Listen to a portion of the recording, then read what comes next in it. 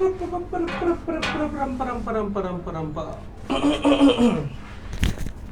my god. বেচা গেছে কেন? ঠিক আছে।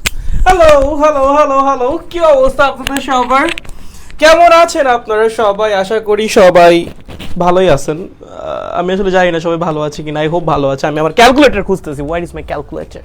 ইয়েস, পাইছি। কি খবর ভাই, কি খবর, কি খবর? কেমন আছো তোমরা বলো তো? হালকা পাতলা কেমন আছো বলো তো? আমি জানি তো তোমরা ভালো আছো। তোমরা খারাপ থাকবা কেন ভাই? আমার ক্লাস করতে আসছো, খারাপ থাকবা কেন বলো তো? আমি জানি তো তোমরা ভালো আছো। শুনো শুনো শুনো, ব্যাচ ক্লাইম্যাক্সের প্রথম 2টা চ্যাপ্টার সবার জন্য ফ্রি করে দেওয়া হয়েছে, ঠিক আছে? ব্যাচ ক্লাইম্যাক্সের 2টা চ্যাপ্টার কমপ্লিট করেন, করার পর দেখেন আপনার কেমন লাগে। যদি ভালো লাগে মাত্র 1200 টাকা দিয়ে ব্যাচটাতে এনরোল করে ফেলেন। আপনার পুরা ফিজিক্স 2 পেপারের প্রিপারেশন একবারে কমপ্লিট হয়ে যাবে, ঠিক আছে? কমেন্টে, পিন কমেন্টে ডিটেলস দিয়ে রাখছি, বিকাশ নগদ নাম্বার পেয়ে যাবেন। জাস্ট 1200 টাকা পাঠায় রেজিস্ট্রেশন করলেই কাজ শেষ, ঠিক আছে? আজকে আমরা 12টা সিকিউ সলভ করব। কতগুলো সিকিউ সলভ করব? 12টা। ওকে, আবারও কতগুলো সিকিউ সলভ করব? 12টা সিকিউ, ঠিক আছে? এই 12টা সিকিউ সলভ করার পর, কালকে তো আমরা প্রথমত চ্যাপ্টারের ওভারভিউ করছি, রাইট? কালকে তো আমরা থিওরি টিউরি সব পড়ছি। কালকে ক্লাস তো করছো আই গেস, 2 ঘন্টার মতো আমরা কালকে থিওরি পড়ছি। সো মোটামুটি সবার সবকিছু মনে করে গেছে। আজকে আমরা আরো 12টা সিকিউ সলভ করব। এরপরও তোমার যদি মনে হয় তুমি ভেক্টরের থিওরিতে আটকাবা, আসলে না, এরকম তোমার মনে হবে না, চিন্তা করো না, ঠিক আছে? এই বলো, তোমরা কি আমার কথা শুনতে পাচ্ছ? আমাকে ঠিকঠাক দেখতে পাচ্ছ? সবকিছু কি ঠিক আছে? এই সব ঠিক আছে কিনা? আমার ফেসবুক পোস্টের রিচের কি হয়েছে আই ডোন্ট নো। ফেসবুক আমার সাথে 2 দিন পর খেলাধুলা করে, আই রিয়েলি ডোন্ট নো। আবার রিচ কমাই দিছে, কিচ্ছু করি নাই, ভদ্র ছেলের মতো বসেছিলাম, বাট সাডেনলি আমার ফেসবুক পোস্টের রিচ নাই। আই ডোন্ট নো ওয়াই, কেন ফেসবুক এরকম আমার সাথে করে, আমি আসলে জানি না। সো তোমরা যদি আমাকে এই ব্যাপারটা একটু হেল্প করতে চাও, ইন দ্যাট কেস তোমরা চাও তোমার ফ্রেন্ডদেরকে একটু মেনশন করতে পারো কমেন্ট সেকশনে। আর তোমরা চাইলে যদি পোস্টে একটু শেয়ার দাও, তাহলে একটু পোস্টটা একটু রিচ পাইতে একটু সুবিধা হয়, ঠিক আছে? সো যদি খুব বেশি অসুবিধা না হয়, ক্লাস চলাকালীন অবস্থায় পোস্টটা যদি সবাই একটু নিজের টাইম লাইনে শেয়ার দেন তাহলে ভালো হয়। বা অন্যান্য যে গ্রুপগুলো আছে সেখানে যদি শেয়ার দেন, আপনাদের যে গ্রুপগুলো আছে বা আপনাদের যে মেসেঞ্জার গ্রুপগুলো আছে সেগুলো যদি একটু শেয়ার দেন, আর কমেন্টে যদি ফ্রেন্ডদেরকে একটু মেনশন দেন, তাহলে একটু ভালো হয়, ঠিক আছে? আমার জন্য খুবই ভালো হয়। আমি জানি না ফেসবুক কেন আমার সাথে এরকম করতেছে, ক্লাসগুলো সবার মাঝখানে পৌঁছাচ্ছে না। সো একটু কষ্ট করে এই কাজটা করলে খুবই উপকৃত হব। একটু কষ্ট করে করেই দেন, ঠিক আছে? ওকে, চলো, কি অবস্থা? এই যে পোলাপান মেনশন করা শুরু করছে, সেরা যদি তাও আটকাই কচু গেছে ফার্স্ট। নাউজুবিল্লাহ, আমি ভাবছিলাম ঘুমাই গেছেন আপনি। না না না, ছি ছি ছি ছি ছি। ভাই কি আমার মিউট করছেন নাকি? আমার কমেন্ট পড়ে না কেন? এই যে পড়ছি তো, আয় হায় ভাই। এইচএসসি 24 আবার চলে আসলাম বিনোদন নিতে। নাউজুবিল্লাহ ভাই, বিরক্ত লাগতেছে, কিচ্ছু পড়তে ইচ্ছা করছে না, তাই চলে আসলাম লাইভে ক্লাস করতে। এটা কেমন কথা? মানে মানুষের যখন, মানে অন্যান্য ভাইয়েরা যখন ক্লাস নেয়, মানুষের যখন পড়তে ইচ্ছা করে, মানুষজন ভাইয়াদের ক্লাস করে, আর আমার ক্লাসে না কেউ পড়তেই আসে না। পোলাপাট বলে আমার পড়তে ইচ্ছা করতেছে না ভাই, তার জন্য আসছি। মানে আমি কি? হ্যাঁ আমি কি? আমি একজন সম্মানিত শিক্ষক। ওকে, আবার বলো, আমার সাথে বলো, আমি কি? আমি একজন সম্মানিত শিক্ষক। ওকে, সো ডোন্ট অ্যাংরি মি, ওকে? বা 6টা সিকিউ করে একটু হালকা ব্রেক দিন প্লিজ, মাথা হ্যাং হয়ে যায়। ওকে ওকে ওকে ওকে ওকে, আমাকে প্রথমে বলেন সব কিছু ক্লিয়ার আছে কিনা। ক্লিয়ার থাকলে আমরা মনে করেন মোটামুটি ক্লাস করা শুরু করে দিব, ঠিক আছে? একদম সহজ জিনিসপত্র। চলো, খালি বলো ক্লিয়ার আছে কিনা। আপনি সম্মানিত শিক্ষক, এই তো ঠিক আছে। চিল করতে করতে পড়ে ফেলা যায় ব্রোর ক্লাস, এই তো সেরা ব্রো, সেরা সেরা। সম্মানিত শিক্ষক, নমস্কার নমস্কার নমস্কার। এই সব ঠিক আছে, ক্লিয়ার, ওকে, সেরা সেরা সেরা। ওকে, চলেন আমরা ক্লাস শুরু করে দিই। দেখেন দেখেন দেখেন দেখেন, সিকিউ নাম্বার 1 কি বলছে? সিকিউ নাম্বার 1-এ কি বলা আছে ভাইয়া? দুটি বিন্দুর ত্রিমাত্রিক স্থানাঙ্ক ব্যবস্থায় স্থানাঙ্ক দ্বয় দেওয়া আছে। দুইটা, এটা কুমিল্লা বোর্ড 2017 সালে আসছিল, ঠিক আছে? দুইটা বিন্দু আছে ত্রিমাত্রিক স্থানাঙ্ক ব্যবস্থা, মানে কার্তেশিয়ান যে স্থানাঙ্ক ব্যবস্থায়, সেখানে দুইটা বিন্দুর স্থানাঙ্ক দিয়ে দিছে। ওকে, এখন প্রশ্নগুলো দেখো। ক নাম্বারে কি বলছে? ডানহাতি স্ক্রুর নিয়মটা বিব্রত করো। বলো ডানহাতি স্ক্রুর নিয়ম কি ছিল? বলো বলো কি ছিল ডানহাতি স্ক্রুর নিয়ম? কি ছিল? খুবই ইজি ছিল। দেখো, আমরা যখন যে ক্রস গুণ করতাম, ধরো এই একটা ভেক্টর আছে এ, এই আর একটা ভেক্টর আছে বি, ঠিক আছে? আমি যদি এ ক্রস বি করি, কি বললাম? আমি যদি এ ক্রস বি করি, তখন ডানহাতি স্ক্রুর নিয়ম কিভাবে খাটাইতাম? প্রথমে যে ভেক্টরটা থাকবে সেই ভেক্টর থেকে দ্বিতীয় ভেক্টরের দিকে তোমার হাতের এই আঙ্গুলগুলাকে বাঁকাও। প্রথম ভেক্টর থেকে দ্বিতীয় ভেক্টরের দিকে তোমার হাতের এই আঙ্গুলগুলোকে বাঁকাও। বাঁকাইছো, বাঁকাইলে তোমার বুড়া আঙ্গুল যেদিক বরাবর যাবে সেটাই হবে এই ক্রস গুণের ডিরেকশন। খুবই সিম্পল। প্রথম ভেক্টর থেকে দ্বিতীয় ভেক্টরের দিকে তোমার হাতের এই আঙ্গুলগুলোকে বাঁকাও। বাঁকাইছো, বাঁকাইলে তোমার বুড়া আঙ্গুল যেদিকে যাবে সেইটাই হবে এই ক্রস গুণের ডিরেকশন। যদি উল্টাটা করতে বলে ভাইয়া যদি বলে বি ক্রস এ নির্ণয় করো, কি করবা? বি থেকে এ এর দিকে বাঁকাবা। বাঁকাইলে তোমার থাম যেটা, বুড়া আঙুল যেটা, সেটা যেদিকে যাবে সেটাই হবে এই ক্রস গুণের ডিরেকশন। ঠিক আছে, খুবই সিম্পল। বইয়ের মধ্যে আরো সুন্দরভাবে লেখা আছে, একটাবার একটু পড়ে নিস। যদিও আমি তোদেরকে কখর সাজেশন দিব, সমস্যা নেই, প্যারা খাইস না, কখর সাজেশন এমনিও পেয়ে যাবি, ওগুলো পড়লেই চলবে। তবে একটু টুকটাক বই থেকে একবার দেখে নিলে আই গেস তোমাদের কনসেপ্ট একদম ঝকঝক হয়ে যাবে। ঠিক আছে, মেইন জিনিস এটাই যেটা আমি বললাম। ওকে, আচ্ছা এবার এসো খ। একটা বিপ্রতীপ ভেক্টরকে সমরেখ ভেক্টর বলা যাইতে পারে, ব্যাখ্যা করো। এই বিপ্রতীপ ভেক্টর কি ছিল? বিপ্রতীপ ভেক্টর কি ছিল? বলো বলো বলো বলো বলো। বিপ্রতীপ ভেক্টর কি ছিল? আমি এখানে বুঝিয়ে দিই, খ নাম্বারের জন্য এত ম্যাথ ট্যাথ করার দরকার নেই, সহজ জিনিস। বলো বিপ্রতীপ ভেক্টর কি ছিল?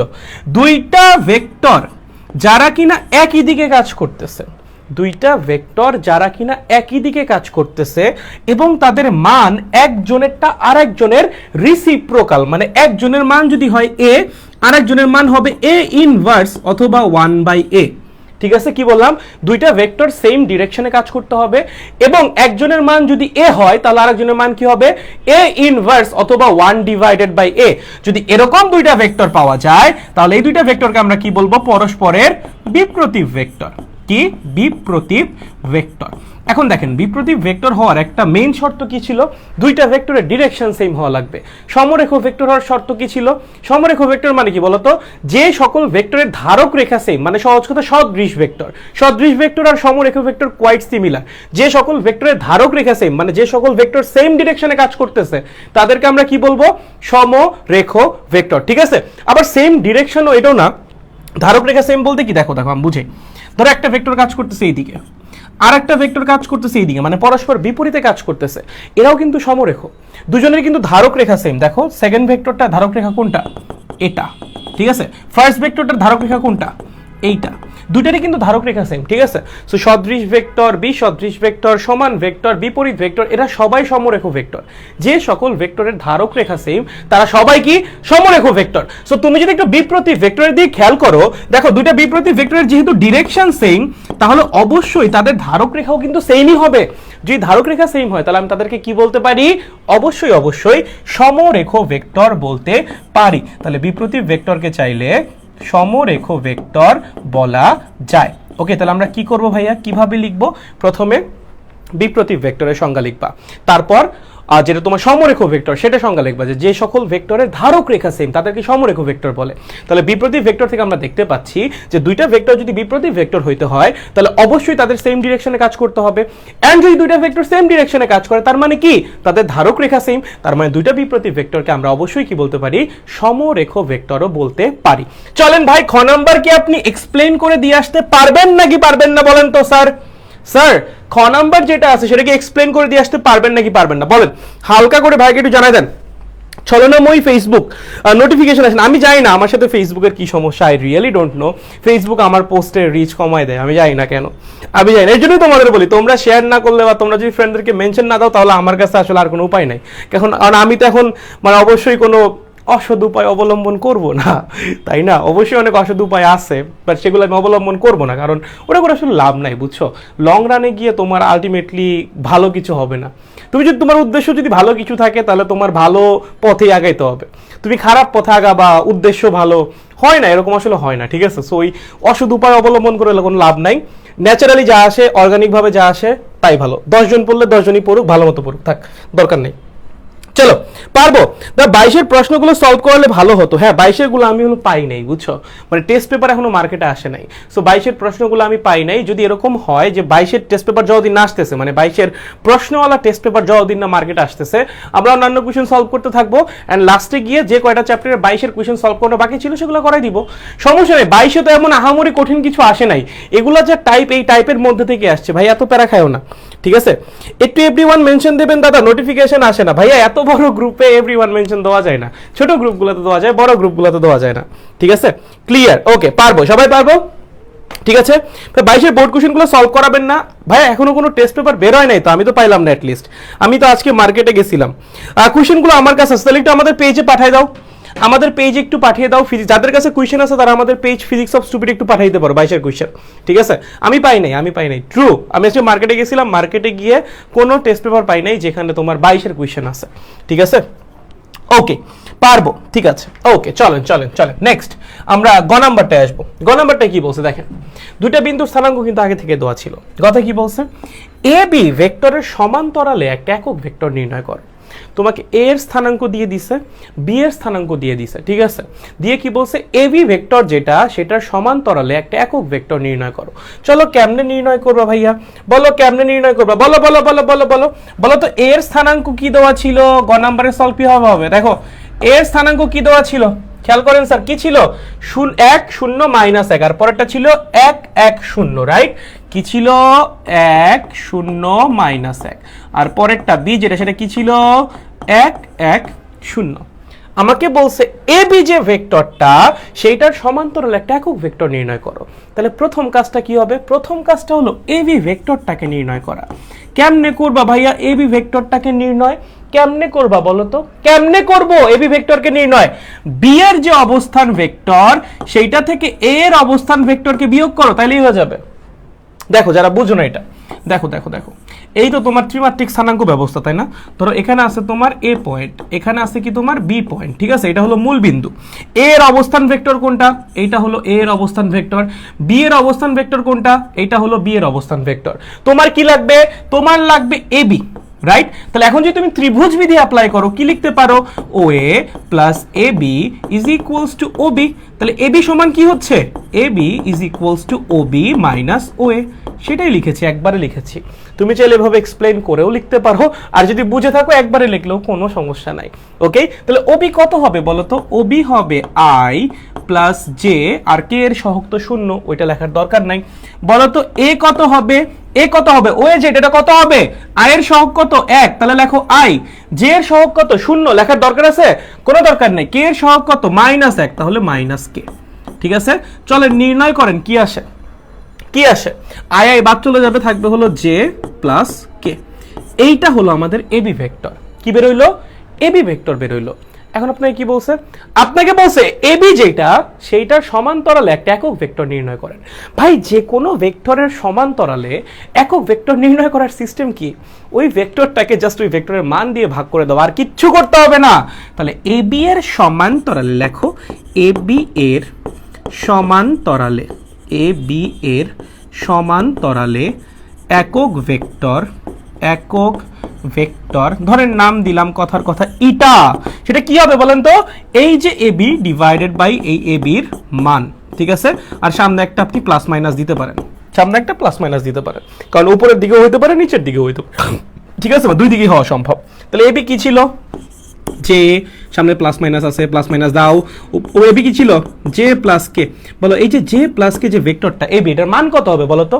মান বের করার সিস্টেম কি? রুট ওভার আই এর সহগের স্কয়ার প্লাস জে এর সহগের স্কয়ার প্লাস কে এর সহগের স্কয়ার। আই এর সহগ কত? 0, লেখার দরকারই নাই ভাই। জে এর সহগ 1, তার উপর স্কয়ার, কে এর সহগ 1, তার উপর স্কয়ার। তাহলে কি আসতেছে? Plus minus 1 divided by √2 multiplied by J plus K. চলেন স্যার, এর চেয়ে ইজি কিছু হওয়া সম্ভব না। অতিরিক্ত সোজা ভাইয়া। কেমন সোজা? অতিরিক্ত সোজা। দেখেন বুঝছেন কিনা? তুলে ফেলেন, না বুঝার কিছুই নেই ভাই। তুলো তুলো তুলো। ঘ নাম্বার শেষ করার পর একবারে জিজ্ঞাসা করবো বুঝছো কিনা। আজকে আমি একটু হারিতে আছি, একটু তাড়াহুড়ার মধ্যে আছি, হলে একটা প্রোগ্রাম আছে, ঠিক আছে? 10:30 থেকে শুরু হবে, বাট আমি তো 10:30 যাইতে পারবো না, কারণ আপনাদের ক্লাস আছে। আমি 12টার মধ্যে যাওয়ার চেষ্টা করবো, ঠিক আছে? সো 12টার মধ্যে ক্লাসটা আমার শেষ করতে হবে, তার জন্য একটু তাড়াহুড়ায় আছি। কোয়েশ্চেন হলো 12টা, ওকে? কোয়েশ্চেনও 12টা, ক্লাসও শেষ করা লাগবে 12টার মধ্যে। চলো চলো তুলো তুলো তুলো। হইছে না? হইছে না? বলো তো হইছে না? পারবা না সবাই? সবাই পারবো। চলেন নেক্সট ঘ নাম্বারে, যেটা আই গেস সবাই পারবেন। দেখেন ঘ নাম্বারে কি বলছে, আর এমনি স্লাইড দিয়ে দিব, প্যারা খেও না। ঘ নাম্বারে কি বলছে? ঘ নাম্বারে বলছে দুইটা বিন্দু এ ও বি এর অবস্থান ভেক্টর দ্বয়ের এক্স অক্ষের উপর লম্ব অভিক্ষেপের তুলনামূলক বিশ্লেষণ করো। ঠিক আছে, মানে এই যে এ আর বি এর যে দুইটা অবস্থান ভেক্টর, এই দুইটা অবস্থান ভেক্টর এক্স অক্ষের সাথে কতখানি লম্ব অভিক্ষেপ তৈরি করবে সেই দুইটার মধ্যে একটা কম্প্যারিজন করতে বলছে। ঠিক আছে, সো দেখেন আমরা কিন্তু ও এ আর ও বি বের করেই ফেলছি। ও এ আর ও বি আমাদের বের হয়ে গেছে। ও এ কত? আই মাইনাস কে, আর ওবি কত আই প্লাস জে। ঠিক আছে, এখন জাস্ট কি করতে হবে, এখান থেকে আমাদের যেটা করতে হবে সেটা হলো দুইটা লম্ব অভিক্ষেপ বের করতে হবে। কি করতে হবে, দুইটা লম্ব অভিক্ষেপ বের করতে হবে। ঠিক আছে, দেখেন তো স্যার ও এ কত, ও এ হলো আই মাইনাস কে, ওবি কত আই প্লাস জে। ঠিক আছে, এখন আমাদের কি করতে হবে, এক্স অক্ষের সাথে বা এক্স অক্ষের উপর ও এর লম্ব অভিক্ষেপটা বের করতে হবে, আবার এক্স অক্ষের উপর ও বি এর লম্ব অভিক্ষেপটা বের করতে হবে। কেমনে করব ভাইয়া, কেমনে করব, চলো দেখাচ্ছি। ধরো এটা হলো এক্স অক্ষ, এটা কি এক্স অক্ষ। প্রথমে ও এরটা নির্ণয় করে দেখাই। ধরো এইটা হলো আমাদের ও এ, কথার কথা এটা কি আমাদের ও এ।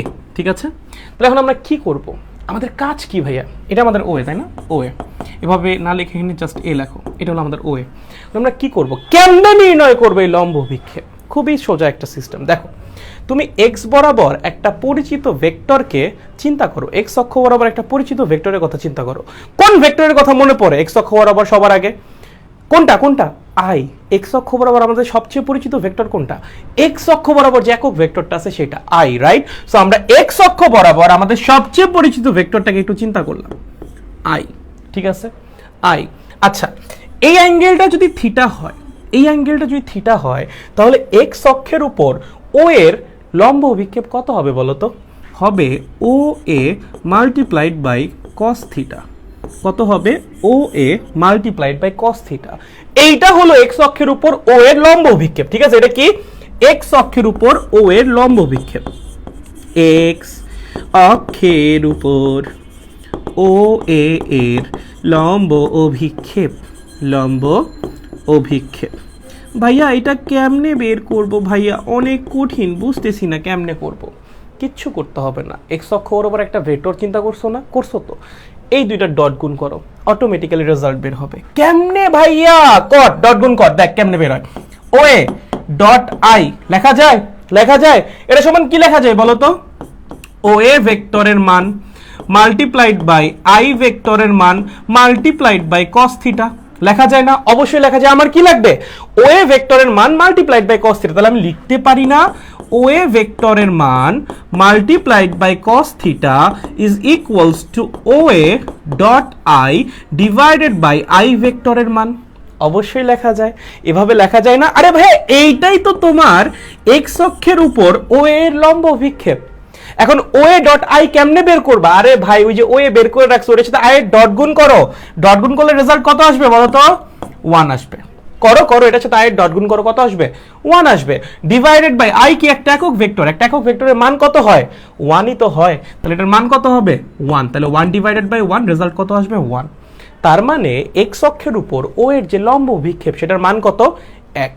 বুঝছেন, একদম সোজা, কোনো প্যাচ নাই ভাই, কোনো প্যাচ নাই রাসেল ভাই, কোনো প্যাচ নাই, বের হয়ে গেছে। ঠিক আছে, এবার কি করবা, এক্স অক্ষের উপর ও বি এর লম্ব অভিক্ষেপ বের করবা। কেমনে ভাইয়া, আবারও চিন্তা করো, এটা আমাদের এক্স অক্ষ, এটা হলো কথার কথা বি পয়েন্ট, এটা ও পয়েন্ট, তাহলে এটা হলো আমাদের ও বি। ধরি এই অ্যাঙ্গেলটা হলো থিটা বা থিটা প্রাইম, ধরো থিটা প্রাইম চিন্তা করতে পারো। তাহলে এক্স অক্ষের উপর ও বি এর লম্ব অভিক্ষেপ কত হবে, ও বি কস থিটা প্রাইম। এটা হলো এক্স অক্ষের উপর ও বি এর লম্ব অভিক্ষেপ। কেমনে বের করব, এক্স অক্ষ বরাবর পরিচিত একটা ভেক্টরের কথা চিন্তা করো, যেটা তোমার জানা আছে, যেটার মান তোমার জানা আছে, ধরো আই।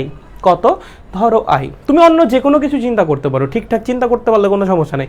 তুমি 100 আই 200 আই যা মন চাই দাও, রেজাল্ট সেম আসবে, বুঝছো। আচ্ছা ধরো আই, ওকে। এখন আমার কাজ কি, ও বি আর আই এর ডট গুণ করা, চলো করো। O B dot I is equals to O B ভেক্টরের মান মাল্টিপ্লাইড বাই আই ভেক্টরের মান মাল্টিপ্লাইড বাই কস দুইজনের মধ্যবর্তী কোণ কত, থিটা প্রাইম। আমার কি লাগবে, ও বি ভেক্টরের মান multiplied by cos theta prime. তাহলে কি লিখব, ও বি ভেক্টরের মান multiplied by cos theta prime is equals to what, O B dot I divided by I ভেক্টরের মান। চলো ওবির সাথে আয়ের ডট করো, এর সাথে আয়ের ডট করলে কত আসবে, 1 আসবে। আয়ের সহগের সাথে জাস্ট আয়ের সহগ গুণ করবা, আয়ের মান কত 1, রেজাল্ট কি আসবে 1। বুঝছো, তাহলে আমাদের এক্স অক্ষের উপর ওবি ভেক্টরের যে লম্ব অভিক্ষেপ সেটাও কত আসতেছে 1। তাহলে আমরা কি বলতে পারি, উভয় ভেক্টরের লম্ব অভিক্ষেপের মান সমান, তুলনা করতে বলছে না, এক্স অক্ষের উপর ও এ আর ও বি এর লম্ব অভিক্ষেপের তুলনা করো, আমরা কি বলবো, এক্স অক্ষের উপর উভয় ভেক্টরের লম্ব অভিক্ষেপ সমান, লম্ব অভিক্ষেপ সমান সমান সেম, লম্ব অভিক্ষেপ কি সমান বা সেম। দেখো দেখো কারো কোনো ঝামেলা আছে কিনা 1 নাম্বার সিকিউতে, একদম সোজা ভাই, একদম পানি, পুরা পানি।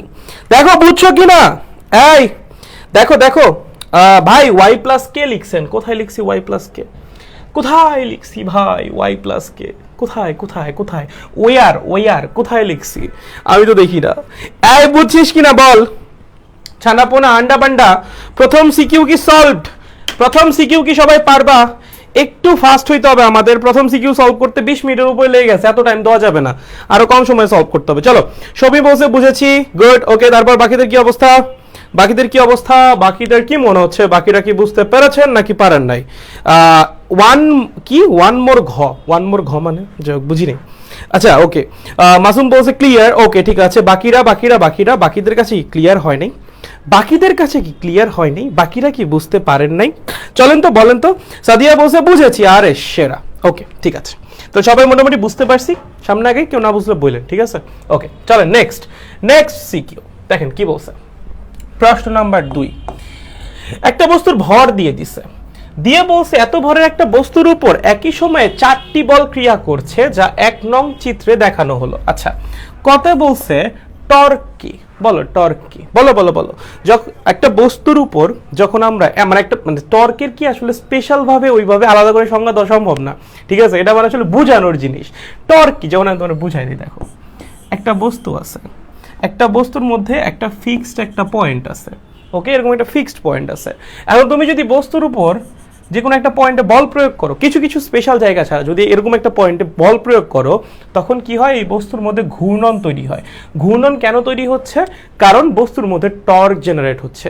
সো একটা বস্তুকে যদি আমি ঘুরাইতে চাই, তখন কি করা লাগে, সেই বস্তুর মধ্যে টর্ক জেনারেট করতে হয়, বা সেই বস্তুর মধ্যে টর্ক তৈরি করা লাগে, বা বস্তুকে ঘুরানোর জন্য বল প্রয়োগের ফলে বস্তুকে ঘুরানোর জন্য যে জিনিস দায়ী বা যে জিনিসকে তৈরি করা লাগে, সেটাকে আমরা কি বলি, টর্ক। ওকে, সহজ একদম, ওকে। এরপর আসেন, ঘর্ষণ বল একটা অসংরক্ষণশীল বল, ব্যাখ্যা করো, ঠিক আছে। আচ্ছা প্রথম কথা হলো, এগুলো না চ্যাপ্টারের বাইরের জিনিস, এগুলো নিয়ে আমি আসলে আলোচনা করতে চাচ্ছি না, যখন নিউটন মেকানিক্সে যাব তখন এই জিনিস পড়াবো নি, মানে এগুলো তো সব ভেক্টরের বাইরে থেকে দিয়ে দিচ্ছে, আই ডোন্ট নো কেন দিচ্ছে, বাট আমরা যখন নিউটন মেকানিক্সে যাব তখন এগুলো নিয়ে আমরা ডিসকাস করবো। সো আই গেস এগুলো এখানে ডিসকাস করা খুব বেশি ইম্পর্টেন্ট কিছু না। সো যখন নিউটন মেকানিক্সে যাব তখন আই গেস এগুলো ডিসকাস করে দেবো, ঠিক আছে, কারণ এই চ্যাপ্টারের মধ্যে তো এটা আসতেছে না। ওকে, অ্যান্ড অসংরক্ষণশীল বলের লজিকও খুব সিম্পল। এখানে অসংরক্ষণশীল বল কেন হবে ঘর্ষণ বল বলতো, কারণ ঘর্ষণ বল দিয়ে কৃত কাজে লস আছে, সহজ কথা। ঘর্ষণ বল দিয়ে যখন কাজ হয় তখন সেটা কি হয়, পুরোপুরি লস, ওটা পুরো লস, ঠিক আছে। মানে সিস্টেম কি ছিল, কোনটা সংরক্ষণশীল বল কোনটা অসংরক্ষণশীল বল এটা নির্ণয় করার। তুমি একটা পয়েন্ট থেকে একটা বল দিয়ে কাজ করা শুরু করলা, কাজ করে যদি ঘুরে আবার সেম পয়েন্টে ফিরে আসো এবং কৃত কাজের মান যদি হয় 0 আর যদি কোনো লস না থাকে, তখন আমরা কি বলি বলতো, মানে টোটাল যে এনার্জিটা সেটা যদি কনজার্ভ থাকে, যদি কোনো লস না হয়, তখন আমরা কি বলি ওই বলকে, যে বল দ্বারা তুমি কাজটা করলা সেই বলকে আমরা কি বলি, সংরক্ষণশীল বল বলি। কিন্তু ঘর্ষণ বলে কি হয় বলতো, লস হয়। ঘর্ষণ বল দিয়ে তুমি যাই করো না কেন সেটাই লস। ওকে, সো এখানে অবশ্যই এটাকে কখনোই সংরক্ষণশীল বলা যাবে না। ওকে, বাট এগুলো আমরা পড়বো, নিউটন মেকানিক্সে পড়বো, এই চ্যাপ্টারের কনসেপ্ট না। সো চিল, ওকে চলো কি বলছে, 1 নং চিত্রের উপর ক্রিয়াশীল নিট বলের মান কত। দেখো এখানে 4টা বল আছে, ঠিক আছে, 4টা বল আছে। ওকে, উত্তর দিক বরাবর 8 নিউটন, এই দিক বরাবর 2 নিউটন, পূর্ব দিক বরাবর 10 নিউটন, আর এইদিকে তাহলে দক্ষিণ দিক বরাবর 2 নিউটন, ঠিক আছে। 8 10 2 2। চলো আমরা একটু সলভ করি, এটা লব্ধি বল বের করতে বলছে, সোজা তো, সোজা তো, একদম সোজা। চলো এই দিক বরাবর আছে কত, 8 নিউটন, ঠিক আছে। এই দিক বরাবর আছে কত, 10 নিউটন, ঠিক আছে, এটা গ নাম্বার, ঠিক আছে। আচ্ছা এই দিক বরাবর আছে কত, 2 নিউটন, ঠিক আছে। এবং ফাইনালি নিচের দিক বরাবর আছে কত, 2 নিউটন। ভাই এটা বের করা কোনো ব্যাপার, ইস রে এগুলো কেন দিয়েছে। দেখ তুই প্রথমে এইটা রেট নিয়ে চিন্তা কর, দেখ এই দুইটা বল কি পরস্পরের বিপরীতে কাজ করতেছে না? যখন দুইটা বল পরস্পরের বিপরীতে কাজ করে লব্ধি কেমনে বের করে? বড় বল মাইনাস ছোট বল, এবং লব্ধির ডিরেকশন কোন দিকে হয়? বড় বলের দিকে। তাহলে যদি আমি 8 নিউটন আর 2 নিউটনের কথা চিন্তা করি, এই দুজনের লব্ধি কোন দিকে যাবে? এই দুজনের লব্ধি যাবে উপরের দিকে, এবং সেই লব্ধির মান কত হবে? 6 নিউটন। সেটা আমি এখানে লিখে দিচ্ছি, এই দিক বরাবর 6 নিউটন। কই থেকে পাইছি? 8 আর 2 এর লব্ধি নির্ণয় করছি, ঠিক আছে? এবার আসো এই 2 আর এই 10 এর লব্ধি নির্ণয় করো, বলো কেমনে বের করবা? পরস্পর বিপরীতে কাজ করতেছে না, বড়টা মাইনাস ছোটটা। তাহলে 10 থেকে 2 বিয়োগ দাও, লব্ধি কত আসবে? 8। লব্ধির ডিরেকশন কোনটা হবে? অবশ্যই বড়টার দিকে। তাহলে এই দিক বরাবর কত? 8 নিউটন। এখন আপনার ফাইনালি এই দুজনের লব্ধি বের করতে হবে। আপনি প্রথমে ইন্ডিভিজুয়ালি এই দুজনের লব্ধি বের করছেন, তারপর ইন্ডিভিজুয়ালি এই দুজনেরটা বের করছেন। এখন ফাইনালি যে দুইটা লব্ধি বের করছো তাদের আলটিমেট লব্ধিটা বের করতে হবে। তার মানে তোমার এখন এই দুইটা ভেক্টরকে যোগ করতে হবে। খেয়াল করো এই দুইটা ভেক্টরের মধ্যবর্তী কোণ কত? 90 ডিগ্রি। তাহলে আমার কি লাগবে? এটা লব্ধিটা বের করতে হবে। তাহলে এই ধরো আমার লব্ধি এফ নিট বল যেটা, সেটা সেই এফ নিটের মান কত হবে বলেন তো? আলফার মান তো 90। তাহলে আমি ডিরেক্টলি লিখতে পারি লব্ধি বল is equals to √6 squared plus 8 squared. That means 36 plus 64 মানে √100 মানে 10 নিউটন। কত? 10 নিউটন। এবং একই সাথে আমরা লব্ধির অ্যাঙ্গেলটাও বের করে দিব, যেহেতু লব্ধি নির্ণয় করতে বলছে। সেই অ্যাঙ্গেল আমরা কেমনে বের করব? tan theta is equals two লম্ব বাই ভূমি। That means 3/4। এখানে থিটা বের হবে tan ইনভার্স 3/4। চলো যেটা আসবে বের করেই ফেলি। 3/4 মানে tan ইনভার্স 0.75, 30 পয়েন্ট সামথিং আসবে নাকি? হ্যাঁ 36 পয়েন্ট কত আসছে? 87, 36.87 ডিগ্রি। এই তো বের হয়ে গেছে। সোজা ভাই, সোজা। এগুলো বোর্ড কোয়েশ্চেন, বুঝছো? একদম সোজা। লব্ধি বলের মানও বের করা হয়ে গেছে, লব্ধি বলের ডিরেকশনও বের করা হয়ে গেছে। এটা পারবা না এমন কেউ আসো? আমার মনে হয় না। একবার দেখো সবাই পারবা। ঠিক আছে, চলো ঘ নাম্বারটা একটু দেখি। ঘ নাম্বারে কি বলেছে দেখতো, কি বলছে? প্রথম চিত্রের আলোকে 2 নং চিত্রের সঠিকতা যাচাই করো। দেখো তোমাকে বলছে কি, যে প্রথম চিত্রে হলো বলগুলা দিয়ে দিছে, এবং 2 নাম্বার চিত্রে কি দেওয়া আছে দেখো। 2 নাম্বার চিত্রে এই অ্যাঙ্গেলটা দিছে, দেখা যাচ্ছে কিনা জানি না, 36.87 ডিগ্রি, 87 ডিগ্রি, এবং বলছে এই দিক বরাবর ত্বরণের মান হলো 1 মিটার পার সেকেন্ড স্কোয়ার্ড। আচ্ছা আমরা গ নাম্বারে কি বের করছি? আমরা গ নাম্বারে বের করছি লব্ধি বলের মান এই দিক বরাবর 10 নিউটন, এবং লব্ধি বলের ডিরেকশন হলো 36.87 ডিগ্রি। দেখো একটা বস্তুর উপর যখন একাধিক বল কাজ করে, বস্তু যায় কোন দিক বরাবর? লব্ধি বল বরাবর, রাইট? এখানে আমাদের একটা mkg ভরের বস্তু ছিল, mkg ভরের একটা বস্তু ছিল, তার উপর 4টা বল কাজ করছে। বস্তু কোন দিক বরাবর যাবে? লব্ধির বল যেটা, সেই লব্ধি বলের ডিরেকশন বরাবর যাবে। আমাদের লব্ধি বল কোন দিক বরাবর কাজ করছে? এই 8 নিউটনের সাথে বা এই দিকের সাথে 36.87 ডিগ্রি কোণে। তার মানে বস্তু যাওয়া উচিত কোন দিকে? এই দিকের সাথে 36.87 ডিগ্রি কোণে। এন্ড দেখো এখানে চিত্রেও তাই লেখা আছে। তার মানে যাওয়ার যে ডিরেকশনটা সেটা ঠিক আছে। ওকে, যাওয়ার যে ডিরেকশনটা, আচ্ছা দেখো যেখানে আসলে গ নাম্বারে জাস্ট মান বের করতে বলছিল, আমি গ নাম্বারে মান ডিরেকশন দুইটাই বের করে ফেলছি। সো হয়তো এটা তোমরা ঘ নাম্বারে করবা। যেটাই হোক, ঘ নাম্বারে তোমরা ধরো ডিরেকশনটা বের করছো, ঘ নাম্বারে ধরো ডিরেকশনটা বের করছো, সেই ডিরেকশন কি আসছে? যেটা গতে বের করছো সেটাই তো আসবে, তাই না?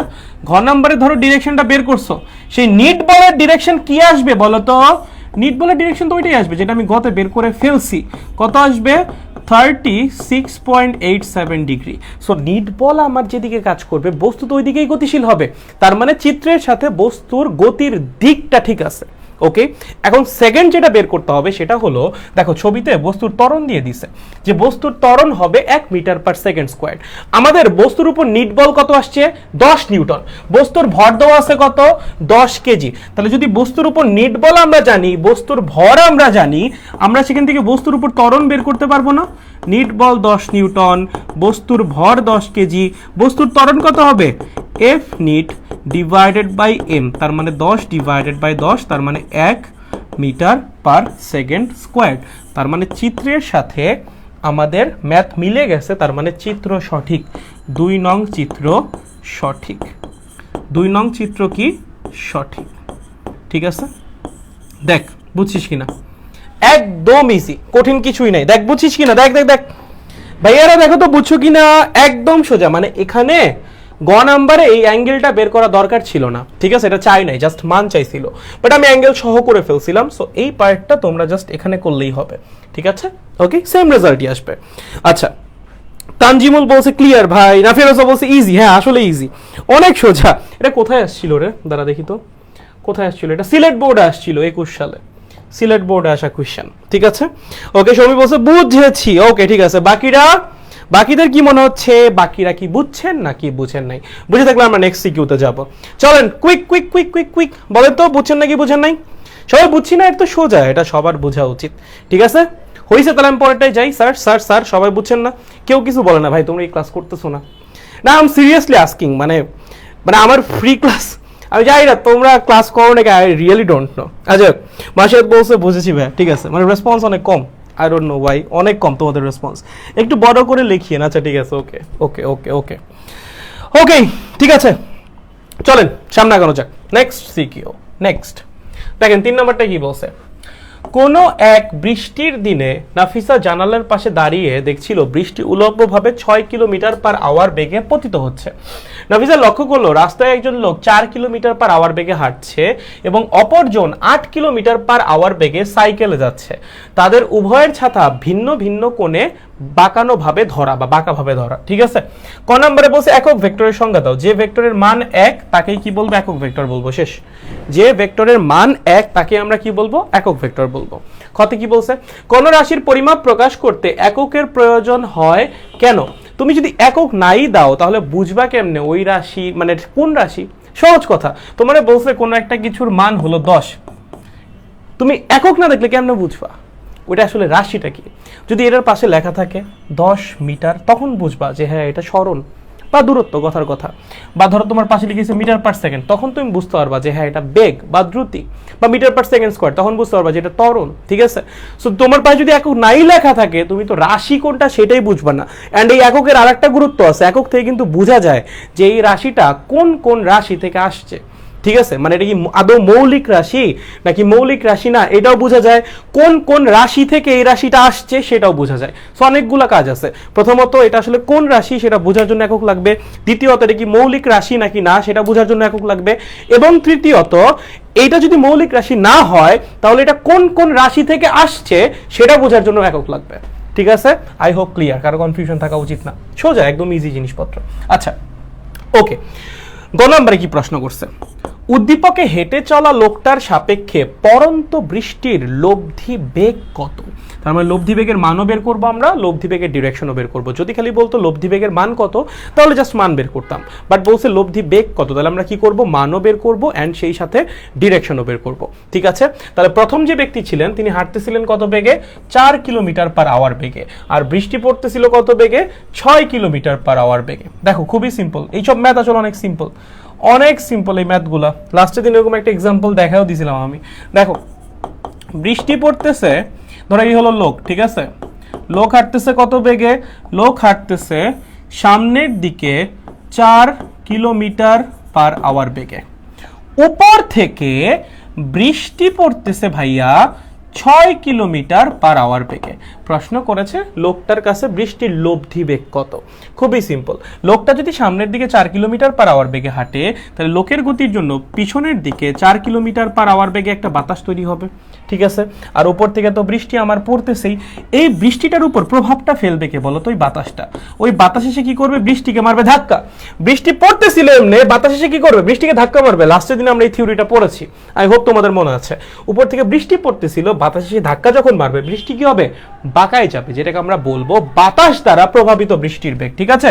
তাহলে বৃষ্টি ধরো বাঁকিয়ে এই দিক বরাবর চলে আসছে, এটা কি বাতাস দ্বারা প্রভাবিত বৃষ্টির বেগ, বাতাস দ্বারা প্রভাবিত বৃষ্টির বেগ, বাতাস দ্বারা প্রভাবিত বৃষ্টির বেগ। এখন এই বেগের মান আর ডিরেকশন দুইটি আপনার বের করতে হবে। ধরেন বেগের মান হলো আর, এই লব্ধি বেগের মান কেমনে বের করবেন, দেখেন এটা কার কার লব্ধি, এই 4 এবং এই 6 এর লব্ধি, এই 4 এবং এই 6 এর লব্ধি হলো এটা, রাইট।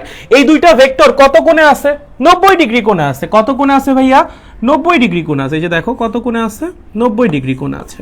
ঠিক আছে, তাহলে বলেন তো লব্ধির মান কেমনে নির্ণয় করবেন?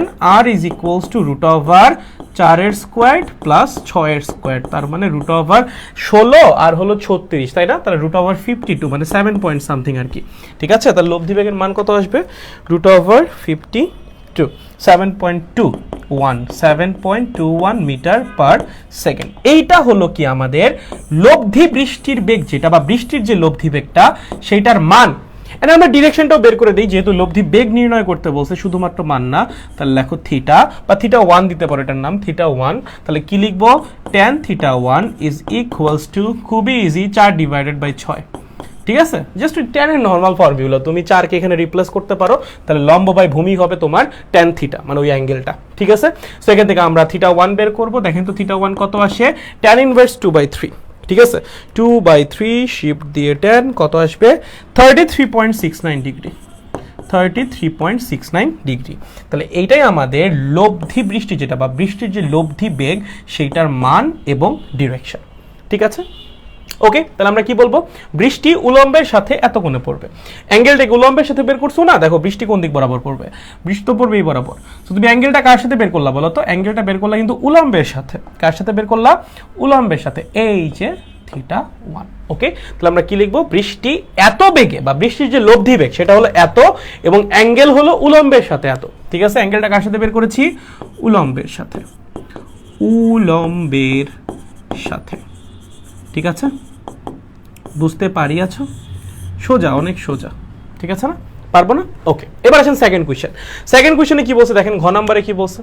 ঘ নাম্বারে বলছে হেঁটে চলন্ত লোকটির এবং সাইকেলে চলন্ত লোকটির ছাতা একই রকম ভাবে বাঁকানো নয়, নাফিসার পর্যবেক্ষণটি গাণিতিকভাবে বিশ্লেষণ করো।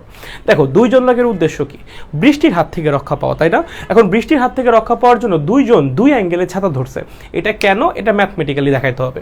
দেখো, কিছুই না, অলরেডি প্রথম যে হাইড্রোজেন ছিল তারটা কিন্তু তোমার বের করা হয়ে গেছে। দেখো, প্রথম ব্যক্তি যদি বৃষ্টির হাত থেকে রক্ষা পেতে চায় তার কত করে ছাতা ধরতে হবে? তার এই দিকে ছায়া ধরতে হবে। প্রথম ব্যক্তি যদি বৃষ্টির হাত থেকে রক্ষা পেতে চায় তার ছায়া ধরতে হবে কিভাবে? এইভাবে ছায়া ধরতে হবে। তাহলে ঘ নাম্বারে প্রথমে যে আমরা কি লিখতে পারি? যে প্রথম ব্যক্তি যে হেঁটে যাচ্ছে তার বৃষ্টির হাত থেকে রক্ষা পাওয়ার জন্য উলম্বের সাথে 33.69 ডিগ্রি কোণে ছাতা ধরতে হবে। আমরা কি বলতে পারি? প্রথম ব্যক্তি যে হেঁটে যাচ্ছে, ঘ নাম্বারে গিয়ে প্রথমেই লিখতে পারো, ছবিটা আরেকবার রাখতে পারো তুমি চাইলে। যে ব্যক্তি হেঁটে যাচ্ছে, যে ব্যক্তি হেঁটে যাচ্ছে, হেঁটে যাচ্ছে, হেঁটে যাচ্ছে, তার উলম্বের সাথে ছাতা ধরতে হবে, উলম্বের সাথে ছাতা ধরতে হবে, ছাতা ধরতে হবে, ধরতে হবে কত কোণে? ওই যে দেখো কত বেরোইছে, 33.69 ডিগ্রি কোণে। কত কোণে?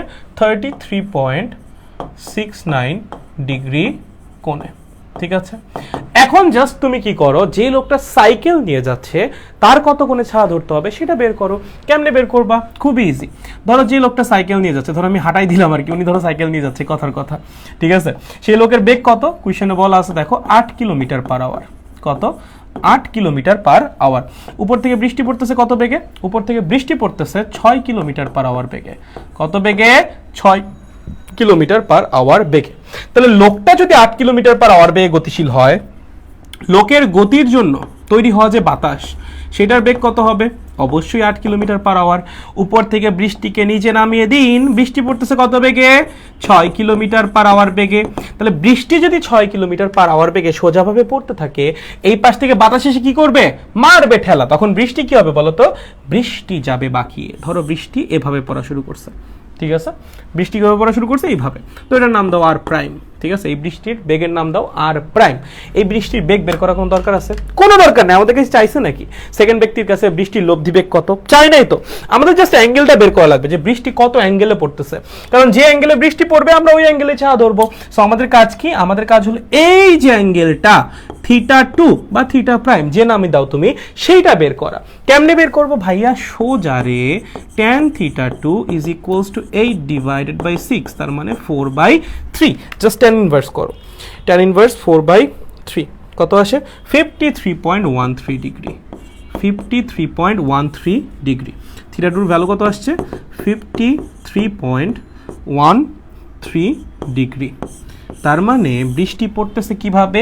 এই যে খেয়াল করেন, বৃষ্টি পড়তেছে এভাবে, উলম্বের সাথে 53.13 ডিগ্রি কোণে।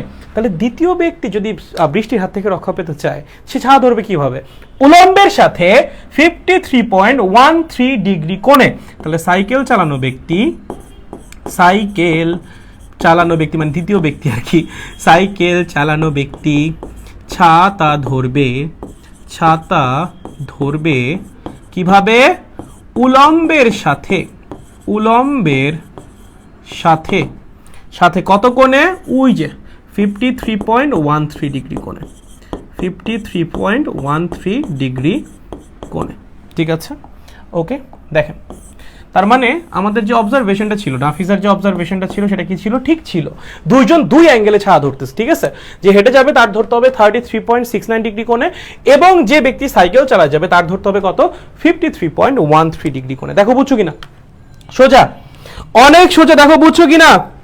এই বুঝেছো? দেখো দেখো দেখো দেখো দেখো, বুঝছেন না কি বুঝেন নাই? ভাইয়াকে একটু বলেন তো আমরা নেক্সট মেতে যাবো। চলো একটু বলো, ভাইকে একটু বলে দাও তোমরা কি বুঝতে পেরেছো নাকি বুঝতে পারো না। বলো বলো বলো, quick, tell me quick brothers, tell me quick. চলো চলো চলো চলো চলো চলো বলো, বুঝছো নাকি বুঝো নাই? এইটা বলতে কি এত সময় লাগে রে বাচ্চার দল, আন্ডা পান্ডা গুলা, তোদের কি এত সময় লাগে? আচ্ছা, তানজিমুল বলছে বুঝেছি, গুড। ওকে, সবাই বলছে ইজি। হ্যাঁ, আসলে ইজি, অনেক ইজি, সোজা ম্যাথ। ঠিক আছে। নাফিয়া রোজা বলছে ক্লিয়ার, সেরা। সবাই বলছে বুঝেছি, ওকে গুড, ঠিক আছে। সামি বলছে জি ভাইয়া বুঝছি, সেরা সেরা সেরা। জয় বলছে ক্লিয়ার, আরে সেরা সেরা সেরা পোলাপান, গুড। নিশাদ কি বলছো? আর বৃষ্টিতে ভিজা লাগবে না, একদমই না। সামি বলছে বুঝেছি, ওকে ঠিক আছে। চলো 4 নাম্বার সিকিউ দেখেন কি বলছে। 4 নাম্বার সিকিউটা পড়েন কি বলছে। 10 কিলোমিটার প্রস্থ বিশিষ্ট একটি নদীতে স্রোতের বেগ 5 কিলোমিটার পার আওয়ার। প্রথম মাঝি 10 কিলোমিটার পার আওয়ার বেগে স্রোতের সাথে আলফা কোণে এবং দ্বিতীয় মাঝি 10 কিলোমিটার পার আওয়ার বেগে স্রোতের সাথে লম্বভাবে নদী পার হতে যাত্রা করলো। ঠিক আছে, ভালো। দুইজন মাঝি, একজন এইভাবে রওনা হয়েছে, একজন এইভাবে রওনা হয়েছে। ঠিক আছে। প্রথম প্রশ্নে বলছে বলের ঘাত কি? বলের ঘাত কি বলতো? ভরবেগের পরিবর্তন। অল্প সময়ে কোনো একটা বল যদি অল্প সময় ধরে ক্রিয়াশীল হয়, তাহলে সেই বলের জন্য বস্তুর ভরবেগের যে পরিবর্তন, সেটাকে বলা হয় বলের ঘাত। কি বললাম? খুব অল্প সময় ধরে যদি একটা বল কাজ করে, তাহলে সেই বলের জন্য বস্তুর যে ভরবেগের পরিবর্তন হয়, সেটাকে কি বলে? বলের ঘাত। ওকে, নিউটন মেকানিক্সের জিনিসপত্র। আবার এই যে দেখো সেম, ঘর্ষণ বলকে অসংরক্ষণশীল বল। হ্যাঁ, ঘর্ষণ বল অসংরক্ষণশীল বল। ব্যাখ্যা নিউটনের মেকানিক্সে পড়বো। চলো গতে আসো। কি বলছে? আলফা কোণের মান কত হলে প্রথম মাঝি সোজাসুজি নদীর অপর পারে পৌঁছাবে? এটা কোন কেস? ঢাকা বোর্ড 2021 আসছে। এটা কোন কেস বলতো? সর্বনিম্ন দূরত্বে নদী পার। তোমাকে স্রোতের বেগ কত দিয়েছে? 5 কিলোমিটার পার আওয়ার। মাঝির বেগ কত দিয়েছে প্রথম মাঝি? 10 কিলোমিটার আওয়ার। তোমরা জানো এটার অ্যান্সার 120 ডিগ্রি হবে, সবাই জানে এটা সবাই জানে এটার অ্যান্সার কি হবে? 120 ডিগ্রি হবে। ঠিক আছে, দেখো দেখো গ নম্বরে যেটা আমাদের বলছে, সেটা কোন কেস বলতো? সর্বনিম্ন দূরত্বে নদী পারাপারের কেস, রাইট? এখানে আমাদের স্রোতের বেগ কত? আমাদের স্রোতের বেগ হলো 5 কিলোমিটার পার আওয়ার। প্রথম যে মাঝি আছেন, যে মাঝি মহাশয় আছেন আমাদের, তার বেগ কত? তার বেগ হলো 10 কিলোমিটার পার আওয়ার। কত?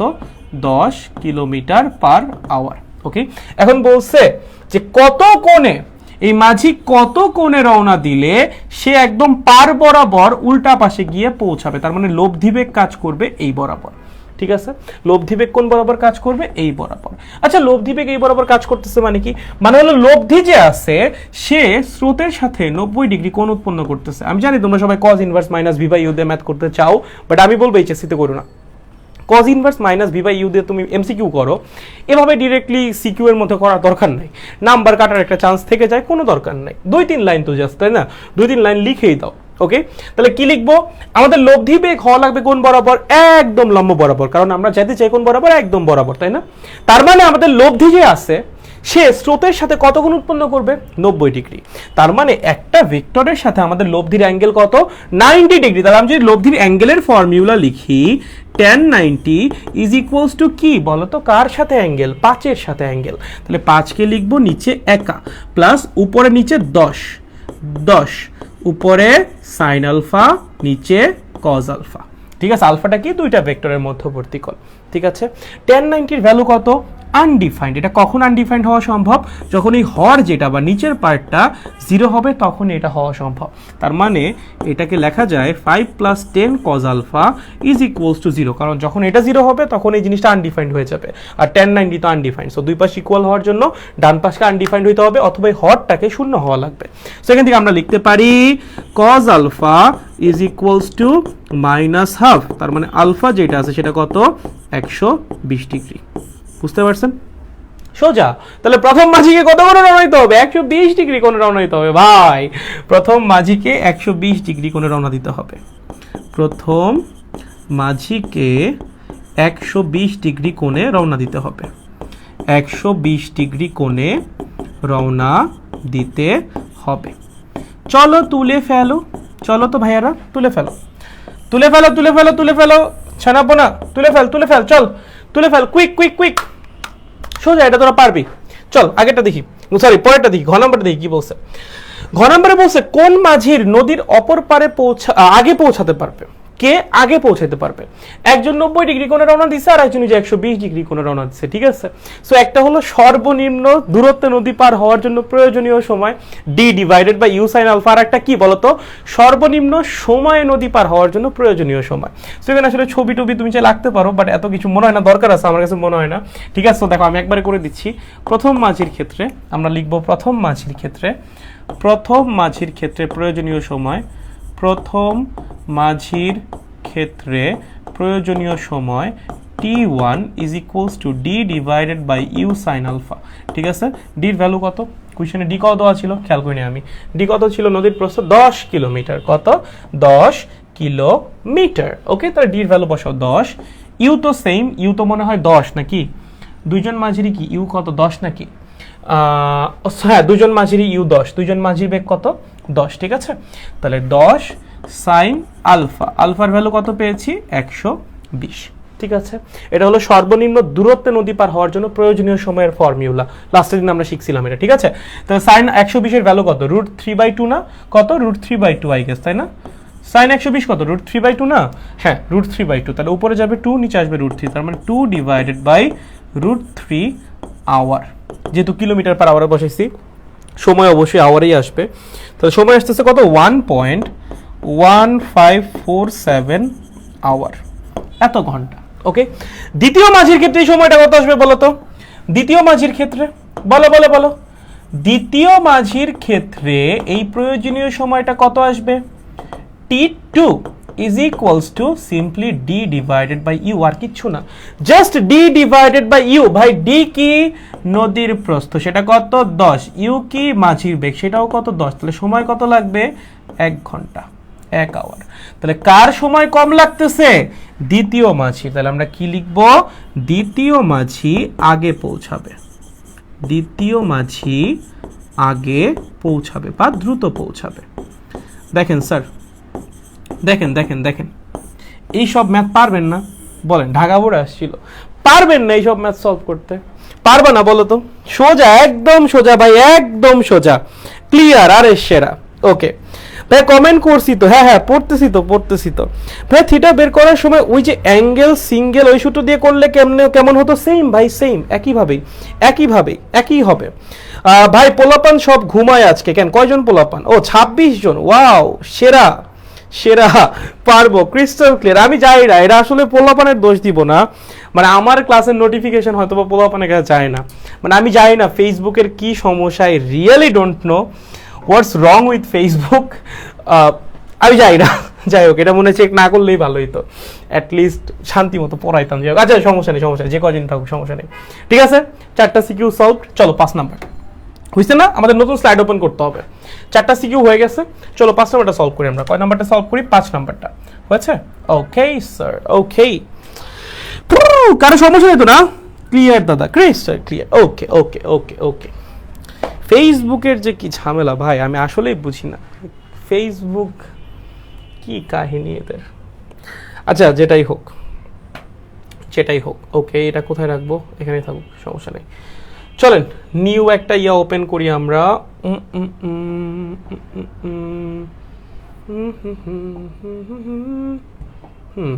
এখন হলো পার্ট 2। দাঁড়াও, ওপেন করে নিই, পার্ট 2টা ওপেন করে নিই। পার্ট 2 কোথায়? পার্ট 2, হ্যাঁ, ব্যাচ ক্লাইম্যাক্স আসছে। ঠিক আছে, ভাইয়া নিউ আইডি খোলেন। আই ডোন্ট নো এটা মানে কি, এটা কি আইডির কাহিনী না কি? হু নোজ, জানি না আসলে কাহিনী কি এখানে। I really don't know. Facebook তো তাদের লাইক করে না, হইতে পারে, আমি জানি না আমার পোস্টের রিচে কি সমস্যা। আই রিয়েলি ডোন্ট নো কি সমস্যা ফেসবুকের। যাই হোক, চলো আমরা সলভ করি, এগুলো নিয়ে আসলে পড়ে থেকে লাভ নাই। ফেসবুক যদি ঝামেলা করে, there is nothing to do. আমরা আমাদের মতো চেষ্টা করি, আমরা আমাদের মতো পড়তে থাকি, তারপর যা হবে হবে, সেটা হয় হোক, সমস্যা নেই। যাই হোক, চলেন আসেন, দেখেন দেখেন দেখেন দেখেন দেখেন ম্যাথ সলভ করবো, চলেন পড়েন তো স্যার কি বলছে দেখেন, ম্যাথটা পড়েন। বাড়ির সামনে 1000 মিটার প্রশস্ত একটা নদী স্রোতস্বিনী, একটি নদী স্রোতস্বিনী প্রবাহিত।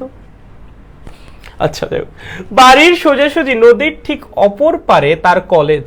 আচ্ছা, একদিন সকালে সে ক্লাস শুরু হওয়ার ঠিক 10 মিনিট পূর্বে স্রোতের বেগের সাথে 120 ডিগ্রি কোণে 10 কিলোমিটার পার আওয়ার বেগের একটা নৌকায় কলেজের উদ্দেশ্যে রওনা দিল এবং সোজা অপর পারে গিয়ে কলেজে পৌঁছালো। নদীর পার হতে কলেজের দূরত্ব নগণ্য বিবেচনা করতে হবে। ওকে, ক নম্বরে বলছে কি, অবস্থান ভেক্টর কাকে বলে? কোনো একটা পয়েন্টে, ধরো তোমার কোনো একটা পয়েন্ট দেওয়া আছে, কোনো একটা বিন্দু এবং মূল বিন্দুর সংযোজককারী যে সরল রেখা, সেটাকে কি বলে? ওই বিন্দুর অবস্থান ভেক্টর বলে। বা কোনো একটা বস্তুর বা কোনো একটা বিন্দুর অবস্থান প্রকাশক ভেক্টরকেই কি বলে? অবস্থান ভেক্টর বলে। দুইভাবে লিখতে পারো, ঠিক আছে? মূল বিন্দু আর যে কোনো বস্তুর অবস্থান বা যে কোনো বিন্দুর অবস্থানের সংযোগ সরল রেখাকে অবস্থান ভেক্টর বলে, অথবা যে কোনো বিন্দু বা বস্তুর অবস্থান প্রকাশক যে ভেক্টর, সেটাই কি বলে? অবস্থান ভেক্টর বলে। আচ্ছা, নৌকার গুণ টানার সময় অনেক লম্বা দড়ি ব্যবহারের সুবিধা কেন? ব্যাখ্যা করো। দেখো, নৌকার গুণ টানার সময়, এটা আই গেস একটু লিখে ব্যাখ্যা করি, লিখে ব্যাখ্যা করাটাই বেটার হবে। দেখো, গুণ টানার সময় কি হয়, এটা আমরা পড়েছিলাম তাই না? আগের দিন এক্সপ্লেনেশনটা পড়েছিলাম, মনে করে দেখো। এই ছিল আমাদের নৌকা, ঠিক আছে? এই ছিল হলো নৌকা, ওকে। এখানে ছিল আমাদের মাঝি, ওকে, ধর এখানে আমাদের মাঝি মহাশয় ছিল, ওর হাতে বৈঠা টৈঠা ছিল, ঠিক আছে? এই ছিল বৈঠা, ওকে, এরকম, ওকে, ঠিক আছে, কোনো গ্যাঞ্জাম নাই, ওকে। আচ্ছা, আর ওই পাশে পার থেকে কি করতেছিল? একটা লোক কি করতেছিল বলতো? দড়ি দিয়ে টানতেছিল, দড়ি দিয়ে টানতেছিল। আচ্ছা, এখন আপনি চিন্তা করেন, প্রথমে আপনি ছোট্ট একটা দড়ি নিছেন, তাহলে এই হলো সেই ছোট্ট দড়ি। এখন যদি আপনি বড় একটা দড়ি নেন, তাহলে অবশ্যই লোককে আরো সামনে যেতে হবে, লোককে কি করা লাগবে? আরো সামনে যেতে হবে, ওকে। আপনি যদি আরো বড় একটা দড়ি নেন, তাহলে লোককে আরো অনেক সামনে যাইতে হবে, ঠিক আছে? ওকে, ধরো আমরা 3 রকমের দড়ি নিলাম, একটা ছোট, একটা মিডিয়াম, একটা অনেক লম্বা দড়ি, ঠিক আছে? এখন আমাদের কি করতে হবে? ধরো 3টা লোকই একই বল দিয়ে নৌকাকে টানতেছে, এই লোকও এফ বলে টানতেছে, এই লোকও এফ বলে টানতেছে, এই লোকও কি করতেছে? এফ বলে টানতেছে, ঠিক আছে? আচ্ছা, এখন নৌকা আগাবে কোন বরাবর? বলো, নৌকা আগাবে কোন বরাবর? যেই বরাবর। নৌকা আগাবে কোন বরাবর? এই বরাবর। খেয়াল করো তো, এফ প্রথম যে ব্যক্তি, সেই প্রথম ব্যক্তির প্রয়োগ করা বল এই আনুভূমিকের সাথে কত কোণ উৎপন্ন করছে? θ1, কথার কথা। দ্বিতীয় ব্যক্তি যে আছে, তার প্রয়োগ করা বল আনুভূমিকের সাথে কত কোণ উৎপন্ন করছে? θ2। আর তৃতীয় যে ব্যক্তি আছে, তার প্রয়োগ করা বল আনুভূমিকের সাথে কত কোণ উৎপন্ন করছে? θ3। সো দেখো, এখানে দেখলেই না বোঝা যাচ্ছে যে θ1 is greater than θ2 is greater than θ3, right? Okay, এখন এই নৌকাকে সামনে আগায় নিয়ে যাবে কে? বলো, এই ব্যক্তির বলের f cos θ1 উপাংশ নিয়ে যাবে এই নৌকাকে সামনে। সেকেন্ড ব্যক্তির ক্ষেত্রে সামনে নিয়ে যাবে কে? f cos θ2, ঠিক আছে? আর থার্ড ব্যক্তির ক্ষেত্রে সামনে নিয়ে যাবে কে? f cos θ3। তুমি খেয়াল করো, নৌকার দড়ি যত লম্বা হচ্ছে, এই গুণ টানার দড়ি যত লম্বা হচ্ছে, থিটা কিন্তু তত ছোট হচ্ছে, ঠিক আছে? দড়ি যত লম্বা, থিটা তত ছোট। খেয়াল করেছো? দড়ি লম্বা যত বেশি, থিটা কি? তত ছোট। দড়ি লম্বা যত বেশি, থিটা কি? তত ছোট, ঠিক আছে? থিটা যত ছোট হবে, কস থিটা কি হবে? তত বড় হবে। থিটা যত ছোট হবে, কস থিটা কি হবে? তত বড় হবে। যেমন θ1 সবচেয়ে বড়, তাহলে কস θ1 হবে সবচেয়ে ছোট, তার চেয়ে বড় হবে কস θ2, আর সবচেয়ে বড় হবে কস থিটা 3। এখন cos থিটা 3 যদি সবচেয়ে বড় হয় তাহলে অবশ্যই f cos থিটা 3 ও সবচেয়ে বড় হবে, ঠিক আছে? cos থিটা যত বড় হবে f cos থিটাও কি হবে, তত বড় হবে। এবং এই f cos থিটাই কি নৌকাকে সামনের দিকে আগায় নিয়ে যায় না? f cos থিটাই কি নৌকাকে সামনের দিকে আগায় নিয়ে যায় না? তাহলে আমার দড়ি যত লম্বা হচ্ছে থিটার মান তত ছোট হচ্ছে, থিটা যত ছোট হচ্ছে cos থিটা তত বড় হচ্ছে, cos থিটা যত বড় হচ্ছে f cos থিটা তত বড় হচ্ছে। এন্ড এই f cos থিটাই কি করে নৌকাকে সামনের দিকে এগিয়ে নিয়ে যায়। তার মানে দড়ি যত লম্বা নৌকাকে সামনের দিকে এগিয়ে নিয়ে যাওয়া তত ইজি। কেন? কারণ সামনের দিকের বলটা তখন কি আসতেছে, বেশি আসতেছে। ওকে, একদম সিম্পল, একদম সিম্পল। জাস্ট এই এক্সপ্লেনেশনটা খাতায় প্রপারলি লিখে আসলেই হবে, ঠিক আছে? বুঝছো না? বলো তো, ছানাপোনা বুঝছো না? কেউ কিছু বলছো না? কেউ কিছু বলে না অ্যাকচুয়ালি, কেউ ক্লাসে নাই, কে কি বলবে? যেটাই হোক সমস্যা নাই। ওকে, চলো সামনে আগাই। চলো চলো চলো গ নাম্বারটা সলভ করি। গ নাম্বারে কি বলছে? উদ্দীপক অনুসারে নদীর স্রোতের বেগ নির্ণয় করো। দেখো এখানে কি কি দেওয়া আছে। এখানে আমাদেরকে বলছে যে রওনা দিছে হলো 120 ডিগ্রি কোণে, নৌকার বেগ হলো 10, আর বলছে হলো একদম অপর পারে গিয়ে পৌঁছেছে। তার মানে হলো সর্বনিম্ন দূরত্ব নদী পার, রাইট? সর্বনিম্ন দূরত্বে নদী পার। আচ্ছা, ওকে। সো গ নাম্বারে একটু খেয়াল করেন স্যার, এখানে আমরা সর্বনিম্ন দূরত্ব নদী পার হইছি। আমাদের এই বরাবর আছে নদীর পার, এই বরাবর স্রোত, স্রোতের বেগ আমরা জানি না, স্রোতের বেগ আমরা জানি না। এই বরাবর গেছে 10 কিলোমিটার পার আওয়ার বেগে, ঠিক আছে? এবং রওনা দিছে কত কোণে? রওনা দিছে ওই যে 120 ডিগ্রি কোণে, এগুলো সব কোয়েশ্চেনে দেওয়া আছে। এবং গেছে কোন বরাবর? একদম লম্বভাবে। বলছে না সর্বনিম্ন দূরত্বে নদী পার হইলো, বলেই তো দিছে কোয়েশ্চেনের মধ্যে। তাহলে গেছে কোন বরাবর? একদম লম্বভাবে, ঠিক আছে? তার মানে এইটা ছিল মাঝির প্রকৃত বেগ, এটা ছিল স্রোতের বেগ, আর এটা কি বলতো? মাঝির প্রকৃত বেগ আর স্রোতের লব্ধি বেগ, ঠিক আছে? তাহলে এটা হলো কি তাদের লব্ধি বেগ, ঠিক আছে? দেখো তো লব্ধি বেগ কত অ্যাঙ্গেল ক্রিয়েট করেছে? 90 ডিগ্রি। লব্ধি বেগ কত কোণ তৈরি করেছে? 90 ডিগ্রি কোণ তৈরি করেছে। তো লব্ধি বেগ যদি 90 ডিগ্রি কোণ তৈরি করে, আমরা লিখতে পারি না লব্ধির angle tan 90 is equals to কার সাথে অ্যাঙ্গেল? ভি এর সাথে অ্যাঙ্গেল। ভি প্লাস 10, উপরেও 10, উপরে sin 120, নিচে কি cos 120। tan 90 এর ভ্যালু কত আসে? 0, না সরি আনডিফাইন্ড। tan 90 কি আনডিফাইন্ড। কখন এটা আনডিফাইন্ড হওয়া সম্ভব? যখন এই নিচের পোরশনটা কি হয়ে যাবে? 0 হয়ে যাবে। তার মানে v প্লাস 10 cos 120 সেটার মান কত আসবে? 0, ঠিক আছে? তার মানে v is equals two minus 10 cos 120। cos 120 এর মান কত? -1/2, তার মানে আলটিমেটলি থাকবে 5 কিলোমিটার পার আওয়ার। তাহলে এইটাই হলো আমাদের স্রোতের বেগ। এই কোয়েশ্চেনের স্রোতের বেগ এইটাই, ঠিক আছে? এটাই আমাদের কি স্যার? এইটাই আমাদের স্রোতের বেগ। বুঝতে পেরেছি? এটাই কি আমাদের স্রোতের বেগ। বুঝতে পেরেছো? এটাই কি আমাদের স্রোতের বেগ। ক্লিয়ার? দেখো তো ক্লিয়ার নাকি? পারবে না সবাই? তুলে ফেলো, জাস্ট সব ইনফরমেশন দিয়ে দিছে। তোমাকে বলে দিছে নৌকার বেগ এত, তোমাকে বলে দিছে নৌকা কত কোণে রওনা দিছে, এন্ড বলেও দিছে নৌকা গেছে সর্বনিম্ন দূরত্বে। সো ওই একই, জাস্ট একই জিনিস, খালি ওই অ্যাঙ্গেলের কন্ডিশনটা অ্যাপ্লাই করে স্রোতের বেগটা বের করে না, আর কিচ্ছু না। আগের সিকিউতে যেরকম করলাম অনেকটা ওরকমই, ঠিক আছে? সবাই পারবো? আচ্ছা, এবার দেখো কি বলছে ঘ নাম্বারে। কি বলছে খেয়াল করো। ঘ নাম্বারে বলছে রবিন কি যথাসময়ে ক্লাসে উপস্থিত হতে পারবে? দেখো ওর কাছে সময় আছে কত? 10 মিনিট, ঠিক আছে? 10 মিনিটের মধ্যে নদীটা পার হইতে হবে। সো আমরা একটা কাজ করি, নদী পারাপারের জন্য প্রয়োজনীয় সময়টা বের করি, তাহলেই তো হয়ে যাচ্ছে। নদীর প্রস্থ দেওয়া আছে 1000 মিটার, তার মানে কি 1 কিলোমিটার। নৌকার বেগ দেওয়া আছে কত? 10 কিলোমিটার পার আওয়ার। কত? 10 কিলোমিটার পার আওয়ার। নৌকা রওনা দিচ্ছে কত কোণে? 120 ডিগ্রি কোণে। গেছে কেমনে? সর্বনিম্ন দূরত্বে, ঠিক আছে? সর্বনিম্ন দূরত্বে নদী পারাপারের যে ব্যাপারটা সেইভাবে গেছে। এখন তোমারে বলছে তোমার হাতে 10 মিনিট সময় আছে, তুমি যদি 10 মিনিটের মধ্যে নদী পার হইতে পারো তাহলে তুমি ক্লাসে যথাসময়ে উপস্থিত হতে পারবা। আর যদি 10 মিনিটের মধ্যে নদী পার হইতে না পারো, যদি সময় তার চেয়ে বেশি লাগে, তাহলে তুমি ক্লাসে যথাসময়ে উপস্থিত হতে পারবা না। Simple as that. সো একটা কাজ করো, এখানে জাস্ট নদী পারাপারের জন্য প্রয়োজনীয় সময়টা বের করে ফেলো। চলো জাস্ট কি করবা? নদী পারাপারের জন্য প্রয়োজনীয় সময়টা বের করবা। ভাই সর্বনিম্ন দূরত্বে নদী পারাপারের জন্য প্রয়োজনীয় সময় কেমনে বের করে বলো তো? এটা হলো easiest math. T is equals to D divided by U sine alpha. কি বলবো বলো? ডির ভ্যালু কত আছে? 1000 মিটার, তার মানে কি 1 কিলোমিটার। ইউ এর ভ্যালু কত? 10 kilometre per hour, multiplied by sine alpha. আলফার ভ্যালু কত? 120। এখান থেকে যে সময়টা আসবে সেটা কিন্তু আওয়ারে আসবে। তাহলে 1 divided by 1 divided by 10 sine 120, sine 120 মানে হলো √3/2, তাহলে √2 ডিভাইডেড বাই 10 √3 কত আসছে?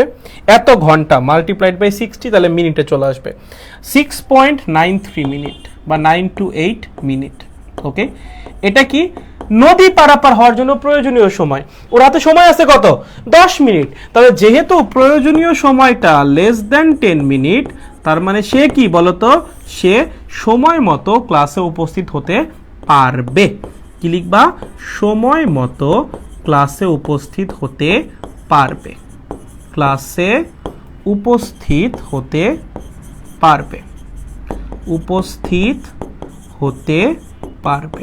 ঠিক আছে, কি সময় মতো ক্লাসে উপস্থিত হতে পারবে। ক্লিয়ার? দেখো, বুঝছো নাকি সবাই? এই একদম সোজা, একদম অতিরিক্ত সোজা। গুণটানার ম্যাথ করায়েন দাদা। মাইনাস দিয়ে কি বোঝানো হয়েছে? নৌকার বেগের বিপরীতে। কোথায় কোথায় মাইনাস দিছি আমি? কোথায় মাইনাস দিছি? কোথায়? কই মাইনাস? মাইনাস মাইনাস মাইনাস তো প্লাস হয়ে যাবে এখানে। cos 120 কি মাইনাস হাফ না? মাইনাস মাইনাস তো প্লাসই হয়ে যাবে। ঠিক আছে, ওরকম কিছু বোঝাচ্ছে না। ওকে ভাই, আপনার হাতের জাদু শিখতে চাই, হ্যান্ড ক্যালকুলেশন। ওকে ওকে, হ্যাঁ বুঝছি। ওকে ঠিক আছে, তারপর ইয়েস বুঝছি দাদা, সেরা সেরা সেরা। দেখছো 5টা সিকিউ আমাদের সলভ করাও হয়ে গেছে। চলো 6 নাম্বারটা যাই। ইজি মনে হচ্ছে কেন? কারণ এগুলো ইজি, তার জন্য ইজি মনে হচ্ছে। বোর্ডে অনেক বেশি কঠিন প্রশ্ন আসে না, সো প্যারা খায়ও না, অনেক বেশি কঠিন প্রশ্ন আসে না। চলো 6 নাম্বারটায় কত কি বলছে? বিপ্রতীপ ভেক্টর কাকে বলে? কি বলছিলাম যে দুইটা ভেক্টরের ডিরেকশন সেম, জাস্ট মানটা একটার একটা রেসিপ্রোকাল। ঠিক আছে, মানে একটা আর একটার ইনভার্স। একটা যদি 5 হয় আর একটা হবে 1/5, একটা যদি 10 হয় আর একটা কি হবে 1/10। এরকম দুইটা ভেক্টরকে আমরা কি বলবো? বিপ্রতীপ ভেক্টর বলবো। ডিরেকশন সেম, মানটা কি ইনভার্স। 10 হইলে 1/10, নট -10, 10 হইলে 1/10। ঠিক আছে, ওকে ঠিক আছে। কথা আসো, দুইটা ভেক্টর রাশির যোগ ও বিয়োগ ফলের মান সমান ব্যাখ্যা করো। দুইটা ভেক্টর রাশির যোগ আর বিয়োগ ফলের মান কখন সমান হতে পারে বলো তো? যখন দুইটা ভেক্টরের মধ্যবর্তী কোণ হয় 90 ডিগ্রি। এটা আমরা পড়ছিলাম না বলো তো? এই জিনিসটা তোমরা শিওর পড়ছো। কি বলছে? দুইটা ভেক্টরের যোগ ফলের মান আর বিয়োগ ফলের মান সমান। তার মানে এ, ধর দুইটা ভেক্টর এ আর বি, তাহলে এ আর বি এর যোগ ফলের যে মান আর এ আর বি এর বিয়োগ ফলেরও কি তাই মান। বলো এ আর বি এর যোগফলকে কিভাবে লেখা যায়? √a² + b² + 2ab cos alpha, যেখানে আলফা হলো এ আর বি এর মধ্যবর্তী কোণ। তাহলে এ আর বি এর বিয়োগফল কিভাবে লেখা যাবে? √a² + b² - 2ab cos alpha. মানে ওখানে cos 180 - আলফা বসতো। cos 180 - আলফা মানে কি? মাইনাস cos আলফা, তাই না? ওইটাই লিখছি জাস্ট। চলো রুটটাকে সরাই দাও, রুট সরাই দিলে থাকবে a² + b² + 2ab cos alpha is equals to a² + b² - 2ab cos alpha. a² b² সব বাদ দিয়ে দাও, তাহলে থাকবে কি? থাকবে হলো cos alpha is equals to 0, তার মানে alpha is equals to 90 degree. তার মানে যোগফল আর বিয়োগফলের মান সমান হইতে পারে যদি দুইটা ভেক্টরের মধ্যবর্তী কোণ হয় কত? 90 ডিগ্রি। তার মানে ভেক্টর দ্বয়ের মধ্যবর্তী কোণ কত হইতে হবে? 90 ডিগ্রি। ভেক্টর দ্বয়ের মধ্যবর্তী কোণ যেটা, সেটা কত হইতে হবে? 90 ডিগ্রি। কত হইতে হবে? 90 ডিগ্রি। ঠিক আছে, ভেক্টর দ্বয়ের মধ্যবর্তী কোণ হতে হবে ভাইয়া কত? 90 ডিগ্রি। ঠিক আছে, পারবো সবাই? সোজা কিন্তু, একদম সোজা, কঠিন কিন্তু কিছুই নাই, বহুত সোজা জিনিস। ঠিক আছে, ওকে চলো আমরা একটু দেখি গ নাম্বারে কি বলেছে। 30 ডিগ্রি কোণে আনত একটা বৃষ্টি। ও, রাজশাহী বোর্ডের সেই প্রশ্ন। আচ্ছা, 30 ডিগ্রি কোণে আনত একটা পাহাড়ের ঢাল বেয়ে 72 কিলোমিটার/আওয়ার বেগে সমবেগে একটা বাস উপর উঠতেছে। ঠিক আছে, এমন সময় হঠাৎ করে বৃষ্টি 6 মিটার/সেকেন্ড বেগ সমবেগে খাড়া নিচের দিকে পড়তে শুরু করলো। বৃষ্টি যখন প্রায় শেষ, তখন আনুভূমিকভাবে বায়ু প্রবাহ শুরু হলো। গতে কি বলছে? শুরুতে বাস চালক কত কোণে বৃষ্টি পড়তে দেখবে। দেখো, এটা খুব সুন্দর একটা ম্যাথ, হ্যাঁ খুব সুন্দর একটা বৃষ্টির ম্যাথ। সো বাস চলতেছে হলো 72 কিলোমিটার/আওয়ার। 72কে 3.6 দিয়ে ভাগ করো 20 না, তারপর এটা হলো 20 মিটার/সেকেন্ড। বাস যাচ্ছে কত বেগে? 20 মিটার/সেকেন্ড বেগে। আর বৃষ্টি আসছে কত বেগে? 6 মিটার/সেকেন্ড বেগে। ঠিক আছে, ওকে চলো একটু সলভ করি, আমরা একটু সলভ করি ম্যাথটা। দেখো গ নাম্বার আসো। গ নাম্বারে কি বলছে দেখো, এরকম একটা ঢাল আছে আমাদের কাছে। কত কোণের? 30 ডিগ্রি কোণের। কত কোণের ঢাল আছে? এরকম 30 ডিগ্রি কোণের ঢাল আছে। এই ঢাল দিয়ে একটা বাস উপরের দিকে উঠতেছে, ঠিক আছে, ধরো একটা বাস কি করতেছে, উপরের দিকে উঠতেছে। কত বেগে উপরের দিকে উঠতেছে? 20 মিটার পার সেকেন্ড বেগে উপরের দিকে উঠতেছে। কত বেগে? 20 মিটার পার সেকেন্ড বেগে, ঠিক আছে, ওকে। এখন এই বাসের একদমই যে উপর দিক থেকে কি পড়তেছে, বৃষ্টি পড়তেছে। কত বেগে বৃষ্টির বেগটা আমার খেয়াল নাই, বৃষ্টির বেগটা কত ছিল, 6 মিটার পার সেকেন্ড বেগে।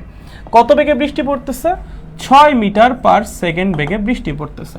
এখন তোমরা বোঝাই যে বৃষ্টিটা পড়তেছে, এই বৃষ্টিটা বাস চালকের কাছে কত ডিগ্রি বলে মনে হবে, মানে কত ডিগ্রি কোণে বাস চালকের কাছে মনে হবে যে বৃষ্টি পড়তেছে, বাস চালকের সাপেক্ষে সেটা বের করতে হবে, ঠিক আছে, ওকে। দেখেন বাস যদি এই বরাবর 20 মিটার পার সেকেন্ড বেগে যায়, তাহলে বাসের গতির জন্য বাতাস কোন দিকে তৈরি হবে?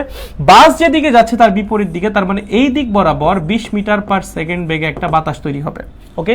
এখন দেখেন ব্যাপারটা খুবই সিম্পল, বৃষ্টি পড়তেছে কিভাবে, এভাবে 6 মিটার পার সেকেন্ড বেগে, ওকে।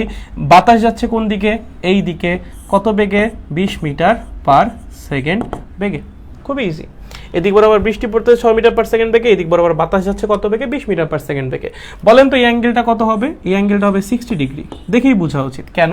তুমি এটাকে নিচের দিকে নামাই দাও, এইটা একটা লম্ব তৈরি করবে এখানে, এটা 30 ডিগ্রি, তাহলে ওটা কত হবে? 60 ডিগ্রি হবে। তুমি এটাকে নিচের দিকে নামাই দাও, যে 6 যেটা নিচের দিকে নামাও, নামাইলে এখানে তো একটা লম্ব ক্রিয়েট হয়ে গেছে, তাই না, 90 ডিগ্রি। তাহলে এটা যদি 30 হয়, অ্যাঙ্গেলটা কত হবে? 60 ডিগ্রি হবে। তাহলে বাতাস এবং বৃষ্টির মধ্যবর্তী অ্যাঙ্গেল কত? 60 ডিগ্রি। বুঝছো? আচ্ছা, এখন জাস্ট তোমার কি করতে হবে? লব্ধির ডিরেকশনটা বের করতে হবে, ঠিক আছে। আমরা কি করব? বৃষ্টির যে লব্ধি বেগটা, সেটার ডিরেকশনটা বের করব। ধরো লব্ধি বেগ যেটা আছে সেটা যাচ্ছে এই দিক বরাবর, কথার কথা এই দিক বরাবর যাচ্ছে।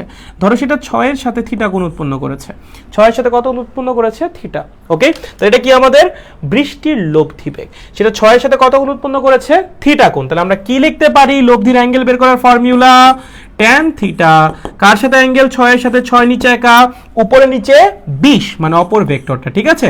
tan মানে কি? sin বাই cos। দেখেন তো এখানে ভেক্টরগুলোর মধ্যবর্তী কোণ কত? 60 ডিগ্রি, সেটাই লিখবেন 60। চলেন ক্যালকুলেট করেন, হাতে ক্যালকুলেটর আছে সবার, চলো ক্যালকুলেট করো। 20 sin 60 divided by 6 plus 20 cos 60। Shift দিয়ে 10 মাইরা দাও, কত আসে? আসে হলো 47.26 ডিগ্রি। কত? 47.26 ডিগ্রি। তার মানে এই যে এই লাইন, এই লাইনের সাথে কত কোণে বাঁকায় বৃষ্টি পড়বে? এই দিক বরাবর এইভাবে বাঁকায় যাবে বৃষ্টি, এবং সেই বৃষ্টির অ্যাঙ্গেল কত হবে? 47.26 ডিগ্রি। এখন প্রশ্নে কিন্তু উলম্বের সাথে অ্যাঙ্গেল চাই নাই, প্রশ্নে কি চাইছে? প্রশ্নে চাইছে বাস চালকের সাথে কত কোণে বৃষ্টি পড়বে। বাস চালক কিভাবে বসে আছে দেখো, এখানে ট্রিক্স। হ্যাঁ, তুমি যদি এটা বের করে দিয়ে আসো, তুমি বের করছো উলম্বের সাথে অ্যাঙ্গেল, বাট প্রশ্নে কিন্তু চাই নাই উলম্বের সাথে অ্যাঙ্গেল। প্রশ্নে কি চাইছে? বাস চালক কত কোণে বৃষ্টি পড়তে দেখবে। বাস চালক কোথায় বসে আছে? বাস চালক বসে আছে এখানে, তার মানে বাস চালক আছে এই বরাবর। কোন বরাবর? এই বরাবর। আমার এই ডিরেকশনের সাথে অ্যাঙ্গেলটা বের করতে হবে, এই বরাবর, মানে এই যে ডিরেকশনটা, এই ডিরেকশনের সাথে আমার অ্যাঙ্গেলটা বের করতে হবে। বাস চালক এই বরাবর বসে আছে না, দেখো এই যে একদম এই বরাবর বসে আছে, রাইট, এভাবে বসে আছে বাস চালক। আমার এই ডিরেকশনের সাথে অ্যাঙ্গেল বের করতে হবে, মানে বাস চালক কত কোণে বৃষ্টি পড়তে দেখবে সেইটা আমার বের করতে হবে। খেয়াল করেন এই অ্যাঙ্গেলটা আপনি খুব ইজিলি বের করতে পারেন। বলেন তো এই অ্যাঙ্গেলটা কত হবে? এটা যদি 60 হয় তাহলে এটাও হবে 60, এর তো 90, তাহলে এই অ্যাঙ্গেল হবে 30। এই অ্যাঙ্গেলটা কত হবে? 30। নরমাল জ্যামিতি অ্যাপ্লাই করেন, এই অ্যাঙ্গেলটা কত হবে? 30 ডিগ্রি। বুঝতে পারছো? দেখো এটা তো 30, তাহলে এটা 60, এটা 60 হলে এটাও 60, বিপ্রতীপ কোণ। আবার এটা 90, এটা 90, এটা 60 হলে এটা কত? 30। বুঝছো? তাহলে বাস চালকের সাথে বৃষ্টির অ্যাঙ্গেল কত? অত প্লাস 30। তাহলে বাস চালকের সাথে বৃষ্টির অ্যাঙ্গেল, বাস চালক কত কোণে পড়তে হবে, বা বাস চালকের সাথে বৃষ্টির অ্যাঙ্গেল, বাস চালকের সাথে বৃষ্টির অ্যাঙ্গেল কত আসবে? বৃষ্টির অ্যাঙ্গেল কত আসবে বলো তো? কত আসবে? এই যে এটা 47.26 প্লাস কত? 30, দ্যাট মিনস 77.26 ডিগ্রি। কত? 77.26 ডিগ্রি। দেখো বুঝছো কিনা, দেখো তো এটা বুঝছো কিনা, গ নাম্বারটা বুঝছো কিনা দেখো তো।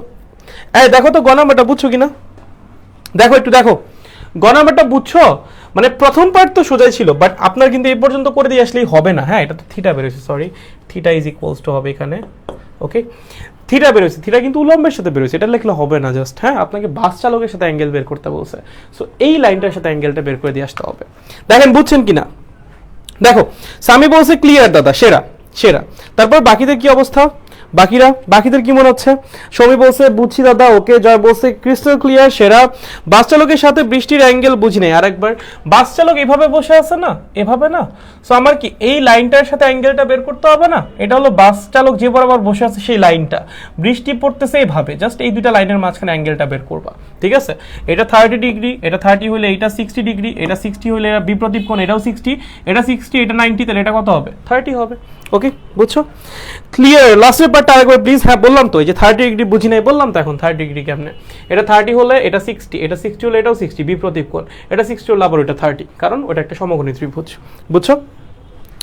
আপনার ভেক্টর ক্লাসগুলো কি ইউটিউবে রেকর্ড পাওয়া যাবে? হ্যাঁ হ্যাঁ, দেখো না, ফিক্স অফ স্টুপিড চ্যানেলে যাও, গিয়ে দেখো, পাবা, সমস্যা নেই। হয়েছে? সবাই পারবো ঘ নাম্বারটা? চলো ঘ নাম্বারটা যাই। দেখো ঘ নাম্বারটা হলো আসল ম্যাথ। কি বলছে? যে হঠাৎ করে একটা বায়ু প্রবাহ শুরু হয়েছে, ঠিক আছে? এবং তোমাকে বলছে বায়ু প্রবাহের দরুন বাস চালক খাড়ার নিচের দিকে একই বেগে বৃষ্টি পড়তে দেখলে বায়ু প্রবাহের প্রকৃত মান এবং দিক গাণিতিকভাবে বিশ্লেষণ করো। কি বলছে? একটা বায়ু প্রবাহ শুরু হয়েছে কোন দিক বরাবর? তোমার বলেই দিছে আনুভূমিক বরাবর।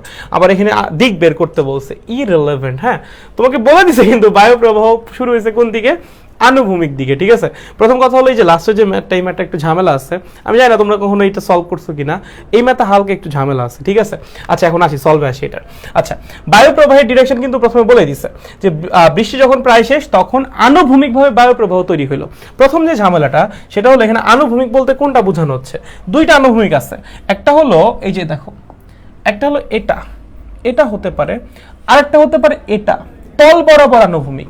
এখন এর না ক্লিয়ার করে নাই আসলে কোনটা ধরতে হবে। সো আমরা আনুভূমিক বলতে এটাকে আমরা তল ধরতেছি, হেলানো তল ধরতেছি, আর আনুভূমিক বলতে আমরা এটা ধরে নিব, ঠিক আছে? মানে প্রথম কথা, কুইশনের জিনিসটা ক্লিয়ার না। আনুভূমিক ভাবে যে বায়ু প্রবাহ যাচ্ছে সেটা কোন আনুভূমিক? এটা কি আমার নর্মাল আনুভূমিক নাকি বাস চালকের আনুভূমিক বরাবর? এটা কিন্তু কুইশনে ক্লিয়ার না। সো যেহেতু ক্লিয়ার না, আমরা নর্মাল আনুভূমিকটা ধরে নিব, ঠিক আছে? এই বরাবর আমার বায়ু প্রবাহ যাচ্ছে। সো এখন আরেকটা পার্ট দেখো, কুইশনে আর কি বলা আছে। বায়ু প্রবাহের দরুন বাস চালক খাড়া নিচের দিকে একই বেগে বৃষ্টি পড়তে দেখলো। তার মানে বৃষ্টি আগেও পড়তেছিল 6 মিটার পার সেকেন্ড বেগে, বাস চালক এখনো দেখবে বৃষ্টি 6 মিটার পার সেকেন্ড বেগেই পড়তেছে। এন্ড সে কোন দিকে পড়তে দেখবে? খাড়া নিচের দিকে। তার মানে বাস চালকের সাথে খাড়া নিচের দিকে, নট আগে যে খাড়া নিচের দিকে সেটা। দেখো এখানেও বৃষ্টি প্রথমে খাড়া নিচের দিকেই পড়তেছিল। দেখো ইনিশিয়ালি বৃষ্টি পড়তেছিল কেমন? এমনি খাড়া নিচের দিকে। এই খাড়া নিচের দিক আর বাস চালকের সাথে খাড়া নিচের দিক কি সেম? প্রথমে বৃষ্টি পড়তেছিল কেমনে? এমনে। যদি এই বৃষ্টি বাস চালকের খাড়া নিচের দিকে পড়তে চায়, মানে বাস চালক বরাবর খাড়া নিচের দিকে পড়তে চায়, তাহলে বৃষ্টি পড়া লাগবে কেমনে? এমনি পড়তে হবে, তাই না? বৃষ্টি পড়তে হবে কেমনে? বৃষ্টি পড়তে হবে এভাবে পড়তে হবে। যদি এই 30 ডিগ্রি অ্যাঙ্গেলে বৃষ্টি বাঁকায়, তখন বাস চালক কি দেখবে? বৃষ্টি খাড়া নিচের দিকে পড়তেছে। যদি একদম প্রপারলি 30 ডিগ্রি অ্যাঙ্গেলে বৃষ্টি বাঁকায়, তখন বাস চালক কি দেখবে? যে বৃষ্টি খাড়া নিচের দিকে পড়তেছে, কারণ বাস চালকের কাছে খাড়া নিচের দিক মানে কি? এই ডিরেকশনটা, ঠিক আছে? সো আমার বৃষ্টি পড়তে হবে কোন দিকে? এই দিকে। কত বেগে পড়তে হবে? সেই 6 মিটার পার সেকেন্ড বেগেই পড়তে হবে বৃষ্টি। ওকে, এখন আমার দেখতে হবে যে বাতাসটা, সেই বাতাসের বেগের মান কত, সেই বাতাসের বেগের মান কত হইলে এই জিনিস হওয়া সম্ভব। চলেন আমরা একটু সলভ করার চেষ্টা করি। ঘ নাম্বারে আসে, তাহলে ঘ নাম্বারের ব্যাপারটা কি দাঁড়াচ্ছে? এই হলো আমার আনুভূমিক, এই হলো আনুভূমিক, ঠিক আছে? ওকে, দাঁড়াও, এই হলো কি? আনুভূমিক, ঠিক আছে? এই বরাবর আছে কি? হেলানো তল। কত ডিগ্রি কোণে হেলানো তল? 30 ডিগ্রি কোণে। কত ডিগ্রি কোণে হেলানো তল? 30 ডিগ্রি কোণে। এখানে আছে কি আমার বাস চালক? কে আছে? বাস চালক, ঠিক আছে? ওকে, বাস যাচ্ছে কত বেগে? 20 মিটার পার সেকেন্ড বেগে। বাস যাচ্ছে কত বেগে? 20 মিটার পার সেকেন্ড বেগে, ঠিক আছে? উপর থেকে বৃষ্টি প্রথমে উপর থেকে বৃষ্টি প্রথমে পড়তেছে কত বেগে? 6 মিটার পার সেকেন্ড বেগে, ঠিক আছে? ওকে, এখন তোমারে বলছে আনুভূমিক বরাবর একটা বায়ু প্রবাহ আসছে। এবং এই বায়ুপ্রবাহের দরুন বাস চালকের কাছে মনে হচ্ছে বৃষ্টি তার মাথার উপর খারাপভাবে পড়তেছে। তার মানে সহজ কথা, দেখো এখানে কি কি আছে খেয়াল করো একটু। 20 মিটার পার সেকেন্ড বেগে যদি বাস যায়, তাহলে বাসের গতির জন্য তৈরি হওয়া বাতাস কোন দিক যাবে? ঠিক বিপরীত দিকে 20 মিটার পার সেকেন্ড বেগে, ঠিক আছে। এই আনুভূমিক বায়ু প্রবাহের বেগ আমরা জানি না, ধরলাম ভি। তাহলে এখানে কি কি আছে? বাতাস আছে দুইটা, বৃষ্টি আছে একটা, রাইট? বৃষ্টি পড়তেছে কিভাবে? একদম উপর থেকে নিচের দিকে। কত বেগে পড়তেছে? 6 মিটার পার সেকেন্ড বেগে। ওকে, আচ্ছা, বাতাস আসতেছে কোন দিকে? ডান দিকে। কত বেগে? জানি না, ধরলাম ভি মিটার পার সেকেন্ড বেগে। এই গাড়ির গতির জন্য তৈরি হওয়া বাতাস যাচ্ছে কোন দিকে? এই যে তল বরাবর নিচের দিকে, ঠিক আছে। কোন দিক যাচ্ছে? তল বরাবর নিচের দিকে যাচ্ছে। এটার বেগের মান কত? 20 মিটার পার সেকেন্ড। ওকে, আর এই অ্যাঙ্গেলটা কত? এই অ্যাঙ্গেলটা হলো 60 ডিগ্রি। আমরা একটু আগে করে আসছি, অ্যাঙ্গেলটা কত? 60 ডিগ্রি, ঠিক আছে। আচ্ছা, লব্ধি যাওয়া লাগবে কোন দিকে বলো? লব্ধি যে বৃষ্টিটা, সেটা যাওয়া লাগবে কোন দিকে বলো তো? মাত্র বলে আসলাম, এই যে এখানেই তো এক্সপ্লেন করে আসলাম। লব্ধি যে বৃষ্টিটা, সেটা পড়া লাগবে কোন বরাবর? একদমই বরাবর। যদি এই বরাবর পড়ে, তখনই বাস চালকের কাছে মনে হবে যে হ্যাঁ, তার উপর খাড়া এসে বৃষ্টি পড়তেছে। তার মানে লব্ধি বৃষ্টি পড়তে হবে কোন বরাবর? একদম বাস চালক বরাবর। বাস চালক বরাবর মানে কি? বৃষ্টির প্রকৃত বেগের সাথে এই দিক বরাবর 30 ডিগ্রি করে। বাস চালক বরাবর মানে কি? বৃষ্টির প্রকৃত দিকের সাথে এই দিক বরাবর 30 ডিগ্রি কোণে। এইটা হইতে হবে লব্ধি বৃষ্টির বেগ। এইটা হইতে হবে কি? লব্ধি বৃষ্টির বেগ, ঠিক আছে। বাস চালকের সাথে এইভাবে 30 ডিগ্রি কোণে। বুঝছো? কাহিনী ক্লিয়ার? ওকে, এখন এটা সলভ করব কেমনে? এটা সলভ করব লম্বাংশ উপপাদ্য দিয়ে। কিভাবে সলভ করব? লম্বাংশ উপপাদ্য দিয়ে। ধরো ধরো ধরো ধরো ধরো ধরো ধরো দেখো, নাকি ধরা দরকার নেই, ডিরেক্টলি ভির মান বের হবে। কেমনে বের হবে? তোমরা লম্বাংশ উপপাদ্য জানো? লম্বাংশ উপপাদ্য কি বলো তো? কোনো একটা সার্টেন ডিরেকশন বরাবর সবগুলা ভেক্টরের, কোনো একটা সার্টেন ডিরেকশন বরাবর সবগুলা ভেক্টরের উপাংশের যোগফল হবে ওই একই দিক বরাবর লব্ধির উপাংশের সমান। কি বললাম?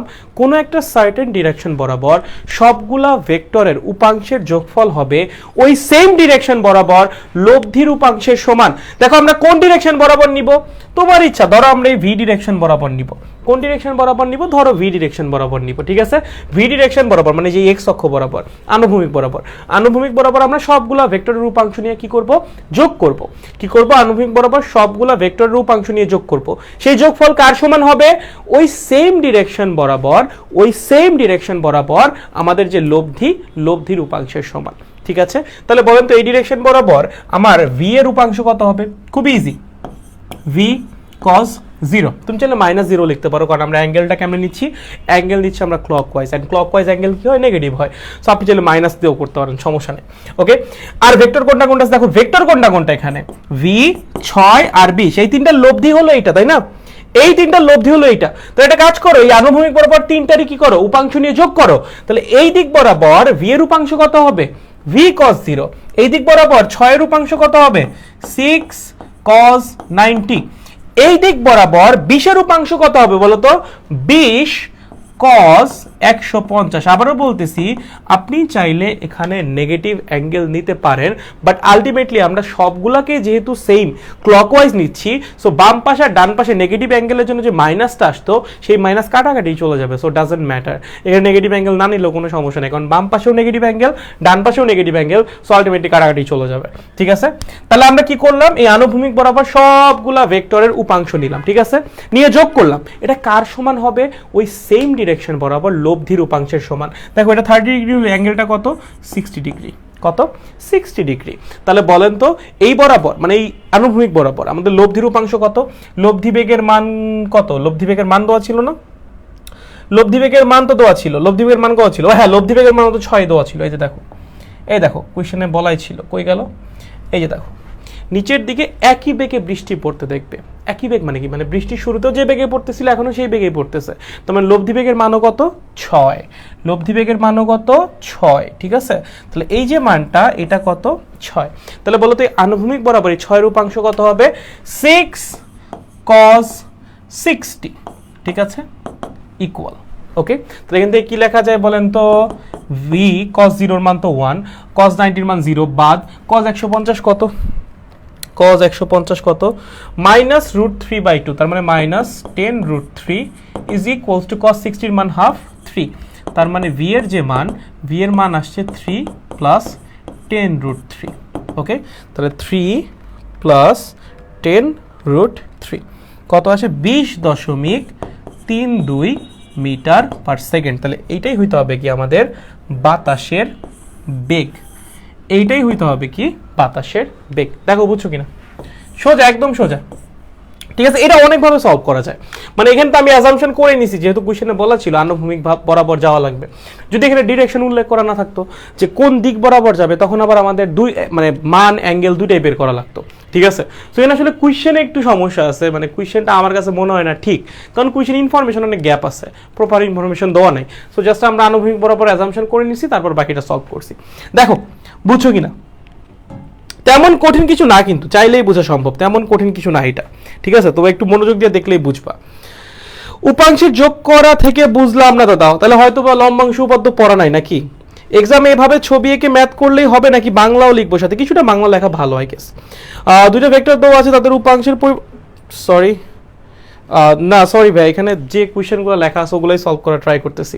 এটা মুখস্থ করছিলাম ফার্স্ট, আজকে বুঝতে পারলাম, ধন্যবাদ ভাইয়া, ওয়েলকাম ওয়েলকাম। ওকে, দেখো বুঝছো কিনা, এই দেখো বুঝছো কিনা, দেখো দেখো দেখো দেখো দেখো বুঝতে পারছো কিনা, দেখো দেখো দেখো, বুঝছো বুঝছো বুঝছো, এই বুঝছো নাকি? আচ্ছা না, ফিরোজা বলছে বুঝছি, ওকে গুড, ঠিক আছে। বাকিদের কি অবস্থা, বাকিদের কি অবস্থা, বাকিদের কি খবর, বাকিরাও কি বুঝছেন? সবই বলছে বুঝছি, গুড, ঠিক আছে, ওকে। সাদিয়া বলছে বুঝছি, ঠিক আছে, গুড, ওকে ওকে ওকে, ঠিক আছে। আচ্ছা আমি না আসলে বুঝতেছি না ফেসবুকে হয়েছে কি, আমি আজকে ক্লাসটা একটু পোস্টপোন করি, ঠিক আছে? আজকে যতটুকু করেছি থাকুক, 6টা করে 6টা থাকুক, নেক্সট দিন এসে আমি আরও 6টা করাবো নি। নেক্সট ক্লাস না, নেক্সট ক্লাস এমসিকিউর উপর নিব না, নেক্সট ক্লাস বাকি সিকিউগুলোর উপরে নিব। বাট আমি আসলে কাহিনী বুঝতেছি না, মানে ফেসবুক কি, মানে সমস্যা কি, মানে ফেসবুকের সমস্যা কি? বাট আচ্ছা তোমরা কি মানে নর্মালি মানে গ্রুপ, যেমন কালকে যেটা হয়েছে, যে সমস্যাটা হয়েছে, মানে আমি কালকে ক্লাসটা নিছি, ক্লাসটা নেওয়ার পর আমি না ফেসবুকে যে আমি আমার ক্লাস খুঁজে পাচ্ছি না।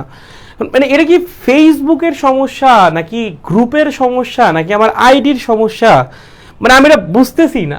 মানে সমস্যাটা আসলে কার, মানে এখানে কার সমস্যা হচ্ছে? এটা কি ফেসবুক ঝামেলা করতেছে নাকি না আমার আইডিতে কোনো রেস্ট্রিকশন আসছে? মানে হঠাৎ করে এরকম হওয়ার আমি কোনো লজিকই খুঁজে পাই না। মানে আমি এটা নিয়ে আসলে একটু দেখবো, হ্যাঁ দেখে ডেকে তারপর ক্লাস নিই, দাঁড়াও।